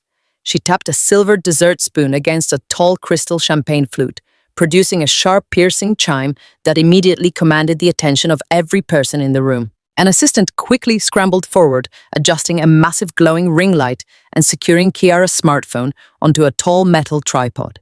Kiara was initiating a live broadcast to her 50,000 digital followers, ensuring her triumph was recorded. "Thank you so much, everyone." Kiara projected her shrill voice carrying effortlessly across the quiet room. "Thank you all for coming out tonight to celebrate the official grand launch of Kiara Luxe Aesthetics." The crowd erupted into polite applause. Marcus stood directly to her right, beaming with an expression of immense, arrogant pride. He looked at his corporate bosses, nodding his head to ensure they recognized his crucial role in this magnificent success. I just want to take a quick moment to reflect on this incredible journey. Kiara continued turning her face slightly to catch the most flattering angle from the bright ring light. Building a luxury brand from the absolute ground up is not for the faint of heart. It takes endless sacrifices and a relentless grind. People see the glamour, but they do not see the blood, sweat, and tears that go into being a self-made female founder. I built this empire with my own two hands because I believe women should be fiercely independent. I stared at her from the shadows, my jaw clenched so tightly my teeth threatened to crack. The absolute vile hypocrisy of her words burned like battery acid in my throat. Self-made, independent. Her entire luxury empire was constructed on the back of my ruined finances and federal wire fraud. She was boasting about her incredible work ethic to a room full of corporate executives her brother was actively robbing. But I did not make a single sound. I kept my face entirely blank, playing the perfect invisible servant. Of course, Kiara continued placing a manicured hand over her heart. I could not have achieved this massive milestone without the unwavering support of my amazing older brother, Marcus. He has been my rock, my mentor, and my ultimate inspiration. Marcus stepped forward, soaking in the admiration like a sponge. He wrapped a protective arm around Kiara's shoulders, smiling magnanimously at the crowd. He raised his own crystal glass, holding it high in the air. "I am so incredibly proud of you, Kiara," Marcus announced, his deep, charismatic voice echoing perfectly through the salon. "You are a brilliant entrepreneur, and you deserve every single ounce of this incredible success. But as we celebrate family tonight, I also want to take a quick second to acknowledge someone else." My stomach plummeted as his eyes scanned the crowded room, purposefully seeking me out in the dark hallway. He pointed his finger directly at me, forcing the entire room, including his corporate bosses, and the glowing lens of Kiara's live streaming camera to turn and look at the tired, washed-out woman standing in the shadows. "I want to thank my wife," Samantha Marcus proclaimed, his voice dripping with thick, heavy condescension. "She prefers to stay out of the spotlight, but she has been such a good little helper. She spent all day yesterday scrubbing floors and unpacking boxes so we could shine tonight. Let us hear it for the little people who do the dirty work." A few scattered, awkward chuckles rippled through the crowd of wealthy guests. Kiara's digital followers flooded her live stream screen with laughing emojis. The corporate executives looked at me with expressions of vague, uncomfortable pity, taking in my faded grey dress, my sensible flat shoes, and the silver serving tray clutched tightly in my raw red hands. I looked exactly like the pathetic, broken domestic servant Marcus desperately needed me to be. The sheer suffocating weight of their public mockery was designed to entirely crush my spirit. They wanted to humiliate me in front of the entire city to prove their absolute dominance and my complete insignificance. Marcus smiled right at me, a vicious, triumphant smirk that silently dared me to react, to break down, or to cause a pathetic, jealous scene. I did not break. I did not drop the tray. I did not shed a single tear. I looked directly into his arrogant, lying eyes, and I forced the corners of my mouth to curve upward into a meek, submissive, compliant smile. I gave a small, pathetic nod of acknowledgement, bowing my head slightly to accept his vile public insult. Let them laugh. Let them bask in their fraudulent, stolen glory. They thought they had successfully buried me in the background, but they had only handed me the perfect vantage point to watch their entire world burn. Let them mock my peasant work ethic in front of 50,000 people. They had absolutely no idea that my silence was not submission. My silence was the heavy, terrifying calm right before the executioner pulls the lever. They believed they were untouchable, completely insulated by their fake wealth and their perfectly curated digital lies. They thought they had entirely broken the quiet, obedient wife standing alone in the shadows. But I was just waiting for the final absolute drop. I stepped forward, my sensible flat shoes making a sharp, deliberate sound against the imported marble. The crowd of influencers and executives who had just been laughing at my expense suddenly felt the shift in the atmospheric pressure. I did not rush. I did not run. I walked with the slow, measured gait of an apex predator circling its trapped prey. I reached the center of the room where Marcus and Kiara stood basking in their stolen glory. Marcus still had that vile, arrogant smirk plastered across his face, assuming I was coming up to obediently clean a spilled drink or fetch another bottle of cheap champagne. He actually held out his empty glass toward me. I did not take the glass. Instead, I reached out and firmly grasped the silver microphone resting in his other hand. I yanked it from his grip with a sudden violent force that made him stumble backward in absolute shock. I turned to face the blinding white glare of the ring light. I looked directly into the camera lens broadcasting live to Kiara's 50,000 followers. Then I let my gaze sweep across the crowded room, locking eyes with the senior vice presidents of Marcus' corporate firm. The room fell into an eerie, suffocating silence. The pulsing club music seemed to fade into a dull, distant hum. My posture, which had been meticulously hunched and submissive for weeks, straightened completely. I rolled my shoulders back and lifted my chin. The tired, washed-out woman in the faded gray dress vanished completely, leaving behind a ruthless senior supply chain auditor. "Hello, everyone," I said, my voice ringing out through the salon speakers. It was not the soft, breathy whisper of a broken wife. It was a cold, razor-sharp blade of pure authority. I know Marcus just thanked me for being such a good little helper today, but I realized my introduction was vastly incomplete. I am Samantha Thompson, and I'm not just the woman who scrubbed these floors. I am the sole financial benefactor of this entire luxury aesthetic empire. Kiara let out a nervous, high-pitched giggle, trying to snatch the microphone back from my hand. "Oh my God, Sammy, you are so funny," she stammered, her perfectly contoured face flushing a deep, blotchy red. "Give me the mic, babe. You are ruining the aesthetic." I sidestepped her clumsy grasp with effortless grace. My eyes never left the crowd. "I am not trying to be funny, Kiara." I continued, my tone dropping to a chilling deadpan register. "I am just a huge believer in absolute transparency, especially when it comes to self-made female founders building their dreams from the absolute ground up. You see, building an empire requires capital, massive amounts of capital, and I think your 50,000 followers deserve to know exactly how you secured your funding." Marcus stepped forward, his handsome face twisting into a mask of pure rising panic. "Samantha, stop talking right now," he hissed, grabbing my arm. "You are having a mental breakdown. Someone turn off the live stream." I looked down at his hand gripping my arm. I did not flinch. I did not shrink.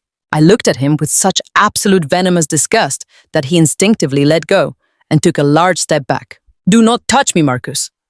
I commanded the microphone, picking up every single icy syllable.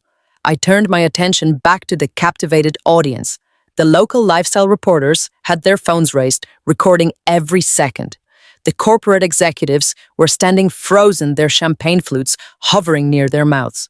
You see, ladies and gentlemen, Kiara did not secure a small business loan. She did not attract venture capital. This beautiful blush pink sofa you're sitting on, the custom brass fixtures, the premium inventory on these shelves, they were all paid for by a very generous and entirely non-consensual donation of $85,000. That money was drained directly from my personal life savings account exactly 1 month ago. A loud collective gasp rippled through the crowded salon. Kiara's jaw dropped open, her fake eyelashes fluttering in sheer terror as she realized I knew the exact dollar amount. But wait. I smiled, a dark, terrifying smile that sent a visible shudder through my husband. That was just the initial deposit. $85,000 barely covers a commercial lease in this neighborhood. To really build an empire, you need massive leverage. I slowly began to pace the center of the floor, commanding the space with absolute authority. My voice resonated with the undeniable weight of raw, verified data. To secure the rest of the funding, Marcus went to a bank.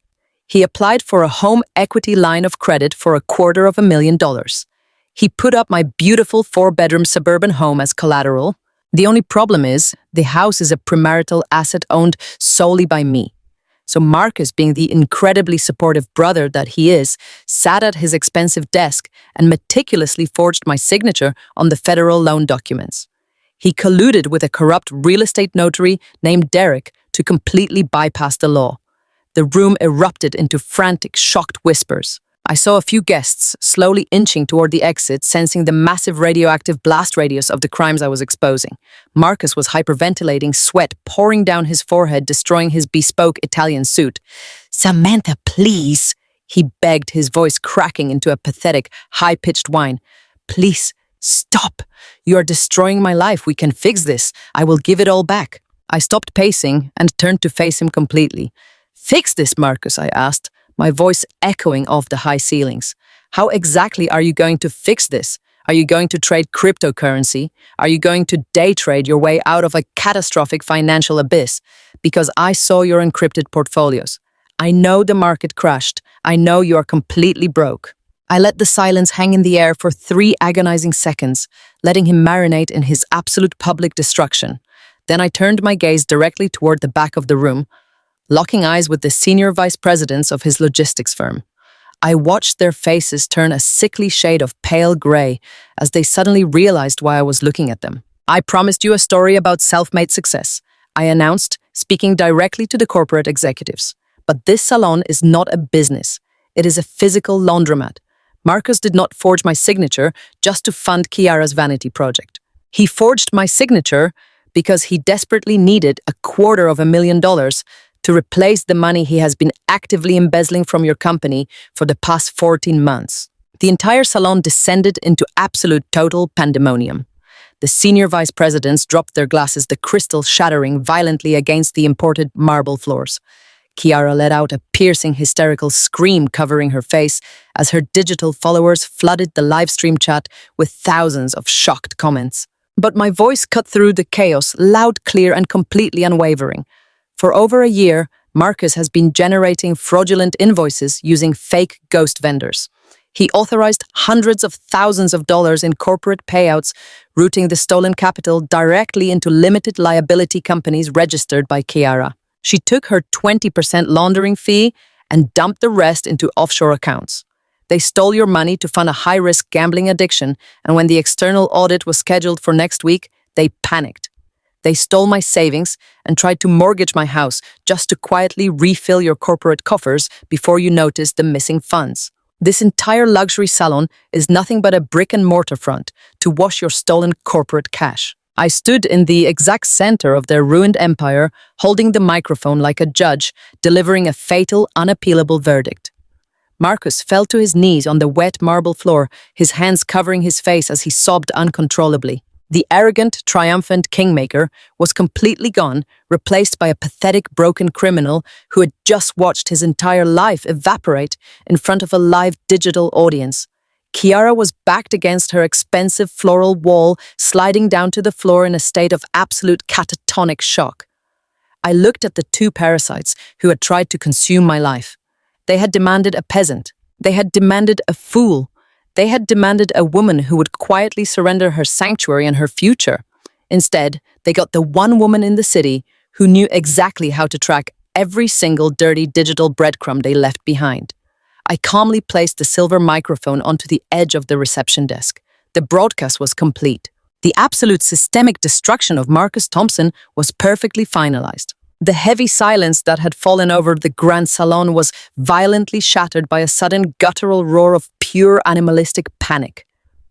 Marcus finally snapped out of his paralyzed state of shock as the reality of my words crashed into his mind. The color had completely drained from his face, leaving him a sickly pale gray, but his eyes were wide and wild with the frantic, desperate energy of a cornered predator. He lunged forward across the slick marble floor, his expensive leather shoes scrambling for traction as he threw his entire body weight toward me. He reached out with trembling, sweat-soaked hands, desperately trying to snatch the silver microphone from my grip. I did not flinch, and I did not run. I simply took one calculated step backward, allowing his own reckless momentum to betray him. Marcus stumbled awkwardly, his hands grasping empty air before he managed to catch his balance against the edge of a blush pink velvet display table. He spun around to face the stunned crowd of corporate executives and social media influencers. His perfectly styled hair was now disheveled and slick with nervous sweat. He raised his hands in a frantic, placating gesture, his voice cracking as he began to loudly broadcast the most pathetic lies he could invent. "Do not listen to a single word she says," he screamed, his chest heaving as he pointed a shaking finger directly at my face. "She is completely insane. She is having a massive mental breakdown. My wife has been suffering from severe psychological delusions for months, and she refuses to take her medication. She is just a bitter, jealous housewife, making up completely fabricated stories because she cannot handle my success and my sister's success." He looked desperately at the senior vice presidents of his logistics firm, pleading with his eyes for them to believe his frantic narrative. "I swear to you, all of this is a massive lie," he begged, his voice dropping into a pathetic whimper. "I would never steal from the company. I am a dedicated, loyal employee. She's just trying to destroy me because she's deeply unwell." The corporate executives did not move a single muscle. They did not whisper among themselves, and they certainly did not offer Marcus any sympathetic nods of understanding. They simply stared at him with expressions of absolute profound disgust. They were highly intelligent men who spent their entire careers analyzing supply chain data and financial risk. They knew exactly what a cornered thief looked like, and Marcus was currently giving an award-winning performance. I stood quietly watching him dig his grave deeper and deeper with every single panicked syllable. I did not need to defend my sanity or my accusations. I had already provided the undeniable mathematical proof, and the universe was about to provide the physical consequences. Suddenly, the thick, heavy glass doors at the front entrance of the salon slid open with a soft mechanical hiss. The warm evening air rushed into the over-air-conditioned room, carrying with it the unmistakable sound of heavy synchronized footsteps. The blinding white glare of Chiara's ring light reflected off the front windows, but it was quickly overpowered by a different kind of illumination. Flashing rhythmic bursts of red and blue light began to pulse against the glass, reflecting off the imported marble floors and washing over the terrified faces of the party guests. The police had not arrived with blaring sirens to create a noisy public spectacle. They had arrived with the silent, lethal precision of a highly coordinated federal raid. The crowd instinctively parted like a receding tide, pulling back to press themselves tightly against the pink walls and the custom floral displays. Into the center of the completely silent salon walked a group of individuals who sharply contrasted with the ridiculous manufactured glamour of Chiara's luxury aesthetic.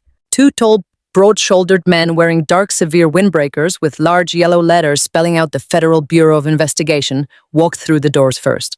Their expressions were utterly blank, radiating the cold, detached authority of men who dismantled massive financial criminal syndicates for a living. They were immediately followed by 4 uniformed local police officers, equipped with heavy tactical gear, their hands resting casually near their utility belts. But the most devastating arrival was the man who walked in directly behind the federal agents.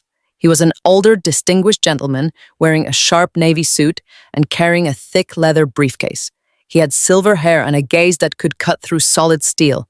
It was Richard Caldwell, the chief audit executive of the massive logistics corporation where Marcus was employed. He was the man who had personally reviewed my anonymous whistleblower report just a few hours earlier.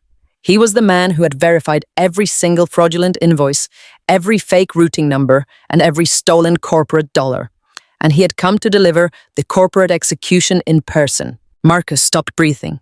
His mouth hung slightly open, and his hands fell limply to his sides as he stared at the federal agents and the chief auditor walking directly toward him. The pathetic lies about my mental health completely died in his throat. He took a weak, trembling step backward, his knees visibly shaking beneath his expensive tailored trousers. The arrogant corporate kingmaker was entirely gone, stripped bare by the terrifying reality of his own actions. He was nothing but a hollow, fraudulent shell completely surrounded by the inescapable consequences of his massive greed. Richard Caldwell stepped ahead of the federal agents, stopping just a few feet away from where Marcus was standing. The chief auditor did not raise his voice. He did not need to shout to command absolute total obedience from the room. Marcus Thompson, he stated, his voice carrying a heavy, lethal gravity that echoed perfectly through the silent salon. I have spent the last 4 hours thoroughly reviewing your internal accounts, alongside our corporate legal team and federal authorities. The depth of your financial betrayal is staggering. You have intentionally and systematically defrauded this corporation to the tune of hundreds of thousands of dollars. You utilized fake vendor accounts to actively bleed our supply chain capital, and you funneled that stolen money into this ridiculous vanity project. Marcus tried to speak, but only a pathetic, broken wheeze escaped his lips. He raised his hands in a weak, defensive gesture, shaking his head back and forth as if trying to physically deny the reality of the situation. Richard Caldwell did not pause. He unlatched his leather briefcase and pulled out a thick stack of legal documents, securely bound in a heavy blue folder. He dropped the massive folder directly onto the center of Kiara's pristine white marble reception desk with a sharp, definitive thud. Effective immediately, your employment is officially terminated with extreme prejudice. Richard Caldwell announced, his eyes locking onto Marcus with pure corporate ruthlessness. You are permanently stripped of all titles, all access, and all company privileges. Furthermore, you have just been formally served with a massive corporate lawsuit for grand embezzlement, breach of fiduciary duty, and severe corporate sabotage. Our legal department will be pursuing you for every single stolen cent, including damages and legal fees. You will never work in the financial sector or the logistics industry ever again. Your career is completely, permanently over. Marcus let out a soft, choked sob, sinking slowly to his knees right in the middle of the salon. The pristine Italian suit he had so proudly paraded around in all evening was now completely ruined, clinging to his sweating, shaking frame. He covered his face with his hands, weeping openly and loudly in front of the very executives he had tried to impress. But the absolute destruction of his life was only just beginning. The lead federal agent stepped forward, his heavy boots making a dull thud against the marble. He looked down at Marcus with zero compassion. Marcus Thompson, he stated, his voice a flat mechanical drone that signaled the end of freedom. We have secured federal warrants for your immediate arrest. You are being charged with multiple consecutive counts of wire fraud, grand larceny, identity theft, and conspiracy to commit federal money laundering. The agent gestured to the uniformed police officers standing behind him. 2 officers quickly stepped forward, grabbing Marcus by his arms and hauling him roughly to his feet. Marcus did not resist. He was completely limp, a broken, pathetic ragdoll being effortlessly manipulated by the sheer force of the law. He held his hands behind his back, weeping continuously as the cold, heavy metal handcuffs ratcheted tightly around his wrists. The sharp clicking sound of the locking mechanism echoed sharply through the quiet room, sealing his fate with absolute mechanical finality. While Marcus was being secured, the second federal agent turned his attention to the back of the room. Kiara had been pressing herself against her custom floral wall, trying to make herself as small and invisible as possible. Her bright white designer gown looked completely absurd against the dark reality of the federal raid. She was staring at her brother in absolute catatonic horror, her hands covering her mouth to muffle her frantic, hyperventilating gasps. Kiara Thompson, the second agent, called out, walking directly toward her with a pair of handcuffs already drawn. "We also have federal warrants for your arrest. You are being charged as a primary co-conspirator in this money laundering syndicate. You actively utilized your limited liability company to wash stolen corporate funds and shield illicit assets from federal taxation. Turn around and place your hands behind your back immediately." Kiara let out a piercing, completely hysterical scream. She dropped to the floor, burying her face in her hands and thrashing wildly against the base of her product displays. "No," she shrieked, her voice breaking into a harsh, shrill wail. "No, you cannot do this. I am a self-made founder. I am a luxury brand. I did not do anything wrong. My brother handled all the money. I am totally innocent. Please do not ruin my launch party. I have sponsors here. I have followers watching." The federal agent did not hesitate. He reached down and firmly grabbed her wrist, completely ignoring her frantic, pathetic struggles. He pulled her arms behind her back, locking the heavy metal cuffs into place with swift, practiced efficiency. Kiara continued to wail, crying so hard, her perfectly applied makeup began to run down her face in thick, dark streaks. The blinding white gown she had bragged about was now stained with tears and dragging across the dirty floor as the officers pulled her upright. The self-proclaimed entrepreneurial genius was entirely reduced to a crying, desperate criminal being dragged out of her own fraudulent establishment. I stood quietly near the reception desk, watching the entire catastrophic collapse unfold with a deep, cold sense of absolute satisfaction. I did not feel a single ounce of pity.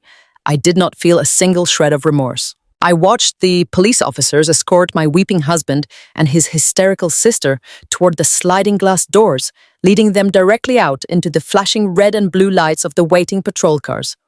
Their fake luxury empire had completely crumbled into dust, leaving nothing behind but federal indictments and ruined lives. And the most perfectly poetic detail of their entire destruction was still glowing brightly in the center of the room.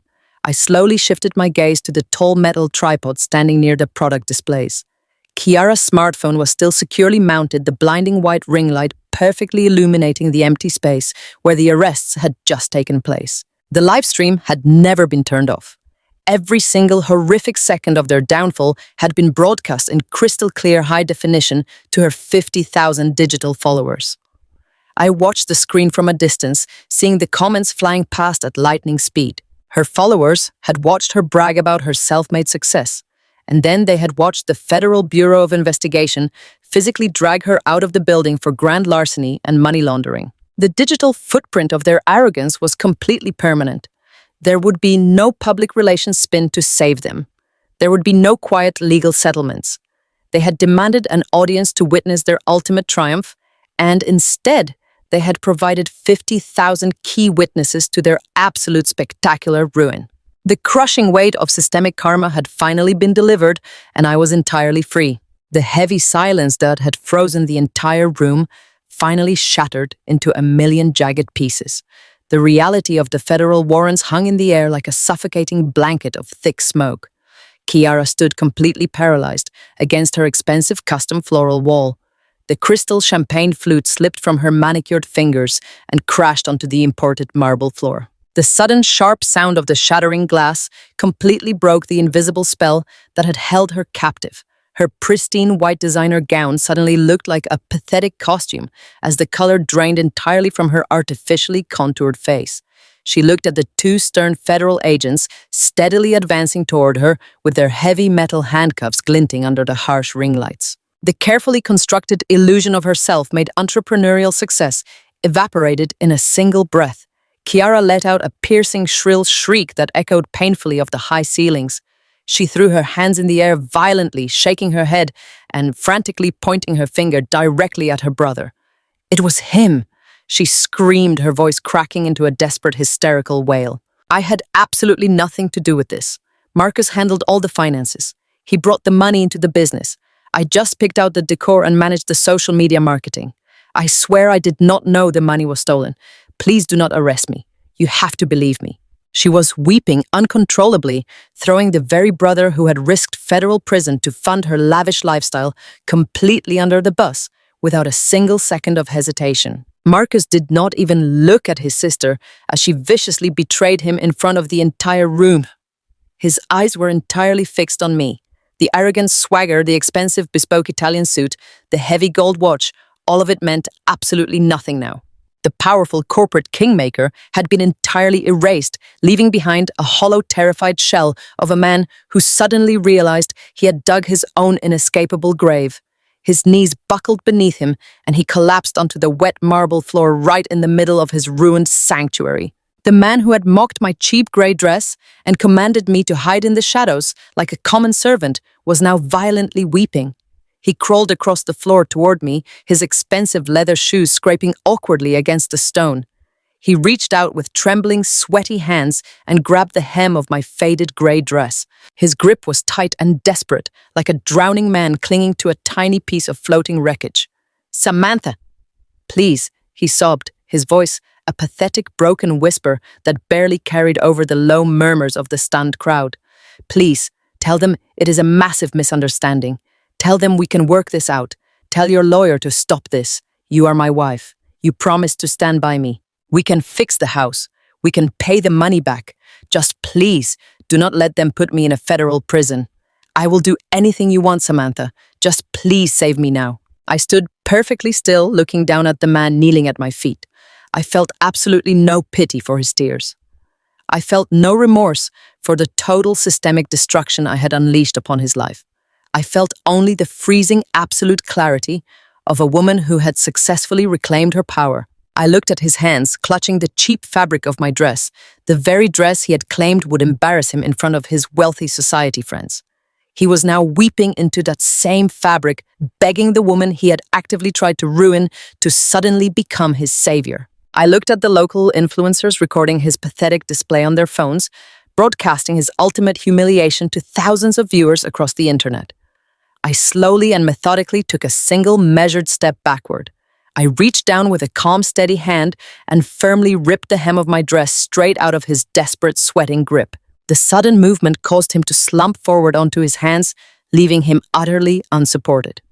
I looked directly into his terrified, bloodshot eyes, my expression completely blank and devoid of any human warmth. "You said family always comes first, Marcus?" I stated, my voice ringing out cold and razor-sharp through the absolute silence of the room. "Enjoy your grand family reunion in federal court." The federal agents did not wait for another word. They moved in swiftly, grabbing Marcus by the shoulders and hauling his limp, crying body up from the floor. The cold, heavy steel of the handcuffs locked around his wrists with a sharp, definitive click that signaled the absolute end of his freedom. Across the room, local police officers were actively securing Chiara as she continued to thrash and wail against her floral display wall, completely ruining her pristine white gown. The chief auditor stood silently nearby, watching the arrests with a stern, unforgiving scowl. I turned my back on the truly pathetic scene unfolding behind me. I did not look back at my husband. I did not look back at his sister. I did not look back at the corporate executives or the shocked party guests who had so willingly consumed the champagne bought with my stolen life savings. I simply adjusted the collar of my simple grey dress and began to walk forward with absolute unwavering purpose. The heavy glass doors of the salon slid open automatically, welcoming me into the cool night air. The dark street outside was brilliantly illuminated by the flashing red and blue lights of the waiting police cruisers, casting long, triumphant shadows across the pavement. I walked smoothly and calmly past the massive gathering of law enforcement vehicles, leaving Marcus and Chiara forever trapped inside the cold, suffocating ruins of their own massive greed. I stepped out of the darkness and walked directly toward my completely reclaimed future. The days immediately following the federal raid on Chiara Luxe Aesthetics felt like stepping out of a dark, suffocating tunnel and taking my very first breath of pure, clean oxygen. The heavy oppressive energy that had completely infected my home for the past 5 years was instantly eradicated the moment Marcus was shoved into the back of that police cruiser. I woke up the next morning to a house that was finally absolutely silent. There were no arrogant demands for breakfast. There was no overwhelming stench of designer sandalwood cologne lingering in the master bathroom. There was only the bright, warm morning sunlight spilling across the hardwood floors, illuminating a sanctuary that was now entirely, unconditionally mine. But I knew the war was not completely over. The initial strike had been flawlessly executed, but the systemic dismantling of their fraudulent lives required precise, methodical follow-through. I was not going to simply rest on the satisfaction of their public humiliation. I was going to financially obliterate them and legally salt the earth so nothing of theirs could ever grow again. My first objective was the massive forged debt anchoring my premarital property. 3 days after the raid, Victoria and I marched directly into the sleek mahogany boardroom of the National Bank that had issued the fraudulent home equity line of credit. The regional vice presidents sat across the long polished table, projecting an air of polite corporate indifference until Victoria opened her heavy leather briefcase. She did not raise her voice. She simply slid the high-definition photographs of the forged notary stamps, the digital chat logs of Marcus arranging the fraud, and a certified copy of my original property deed across the table. The smug indifference on the bankers' faces melted into sheer absolute terror. Victoria coldly explained that their institution had actively processed $250,000 federal wire fraud due to their own negligent verification protocols involving a corrupt real estate notary named Derek. She casually mentioned that the Federal Bureau of Investigation was currently reviewing the exact same documents. The bank executives immediately scrambled, frantically backpedaling and desperately trying to limit their massive institutional liability. By the end of that single hour-long meeting, the entire $250,000 fraudulent debt was legally permanently voided. The massive financial weight that Marcus had secretly tied around my neck vanished into thin air. My home was entirely mine. Again, completely severed from his toxic criminal grip. With my primary asset fully secured, I turned my absolute unyielding focus toward the federal courthouse. The subsequent criminal trials moved with a brutal, terrifying efficiency. The federal prosecutors had an airtight, ironclad case perfectly handed to them on a silver platter wrapped in Victoria's brilliant legal strategy. The digital ledgers, the hidden camera footage, and the massive paper trail left absolutely zero room for plausible deniability. The grand, arrogant illusion of the Thompson family completely collapsed as Marcus and Kiara immediately violently turned on each other the second they realized they were facing decades in federal prison. I sat in the front row of the heavy oak-paneled courtroom every single day of their separate hearings. I wore sharp, tailored suits and maintained a posture of absolute stoic grace, watching the slow, agonizing destruction of the two parasites who had tried to consume my life. Kiara's sentencing hearing was a pathetic display of shattered narcissism. The blinding white designer gowns and the thick diamond bracelets were entirely gone. She was escorted into the courtroom wearing a drab, oversized grey prison jumpsuit, her artificially sculpted face pale and completely devoid of her signature heavy makeup. She looked incredibly small, entirely stripped of the fake digital wealth she had so desperately tried to project to her 50,000 followers. When given the chance to speak, she stood before the federal judge, sobbing hysterically and frantically, pointing her finger at the empty chair where her brother had previously sat. She wailed that she was just an innocent, naive girl who had trusted her older brother. She cried that she had no idea the money funding her blush pink velvet sofas and custom floral walls was stolen from a logistics corporation. She begged for mercy, claiming she was a self-made female founder whose dreams had been ruined by the men around her. The federal judge, an older woman with sharp, piercing eyes, did not buy a single second of her pathetic theatrical performance. The judge looked down from the high wooden bench and systematically dismantled Kiara's fragile lies. The judge explicitly read from the encrypted chat logs, where Kiara specifically demanded that Marcus wire the stolen funds through randomized offshore shell accounts to actively avoid federal taxation. The judge noted that true self-made success is built on hard work, not grand larceny and deliberate systemic money laundering. The heavy wooden gavel cracked against the sounding block like a thunderclap. Kiara Thompson was sentenced to 3 full years in a federal penitentiary for criminal conspiracy and felony money laundering. She collapsed into her chair, letting out a piercing, shrieking wail as the federal marshals dragged her out of the courtroom, her fake entrepreneurial empire permanently reduced to a gray prison uniform and a federal inmate number. But the true masterpiece of systemic karma was reserved entirely for Marcus. He walked into the courtroom looking like a completely broken hollow shell of a human being. The broad shoulders that used to carry his bespoke Italian suits were deeply slumped. His perfectly styled hair was thinning and heavily streaked with grey. The arrogant corporate kingmaker, the man who had looked down his nose at me and mocked my sensible flat shoes, was now shuffling into the room with his wrists bound in heavy cold steel chains. His trial was a rapid, devastating execution. The senior vice presidents from his logistics firm, the very men he had invited to drink cheap champagne at the salon launch party, took the witness stand one by one. They testified with cold corporate fury, detailing exactly how Marcus had abused his regional director position to authorize hundreds of thousands of dollars in fake ghost vendor payouts. Then the prosecutors played the high-definition video and audio recordings I had captured from the hidden microcameras inside the salon office. The entire courtroom watched as Marcus confidently bragged on tape about forging my signature and hiding the stolen corporate cash in his sister's business. The evidence was absolute, undeniably lethal. When it was his turn to address the court, Marcus did not look at the judge. He slowly turned his head and looked directly at me, sitting quietly in the front row. His eyes were bloodshot, swimming in tears of profound, absolute regret. He mouthed the words, "I am sorry," from across the room, his face contorted in a mask of agonizing pain. I did not nod. I did not blink. I stared right through him with a gaze as cold and sharp as a scalpel, completely, utterly indifferent to his suffering. He had mercilessly gambled my entire life to feed his own massive greed, and I was simply watching the dealer collect the final chips. The judge did not offer an ounce of leniency. Citing his gross abuse of corporate trust, his deliberate forgery, and his manipulative predatory behavior, the judge handed down a crushing, unappealable sentence.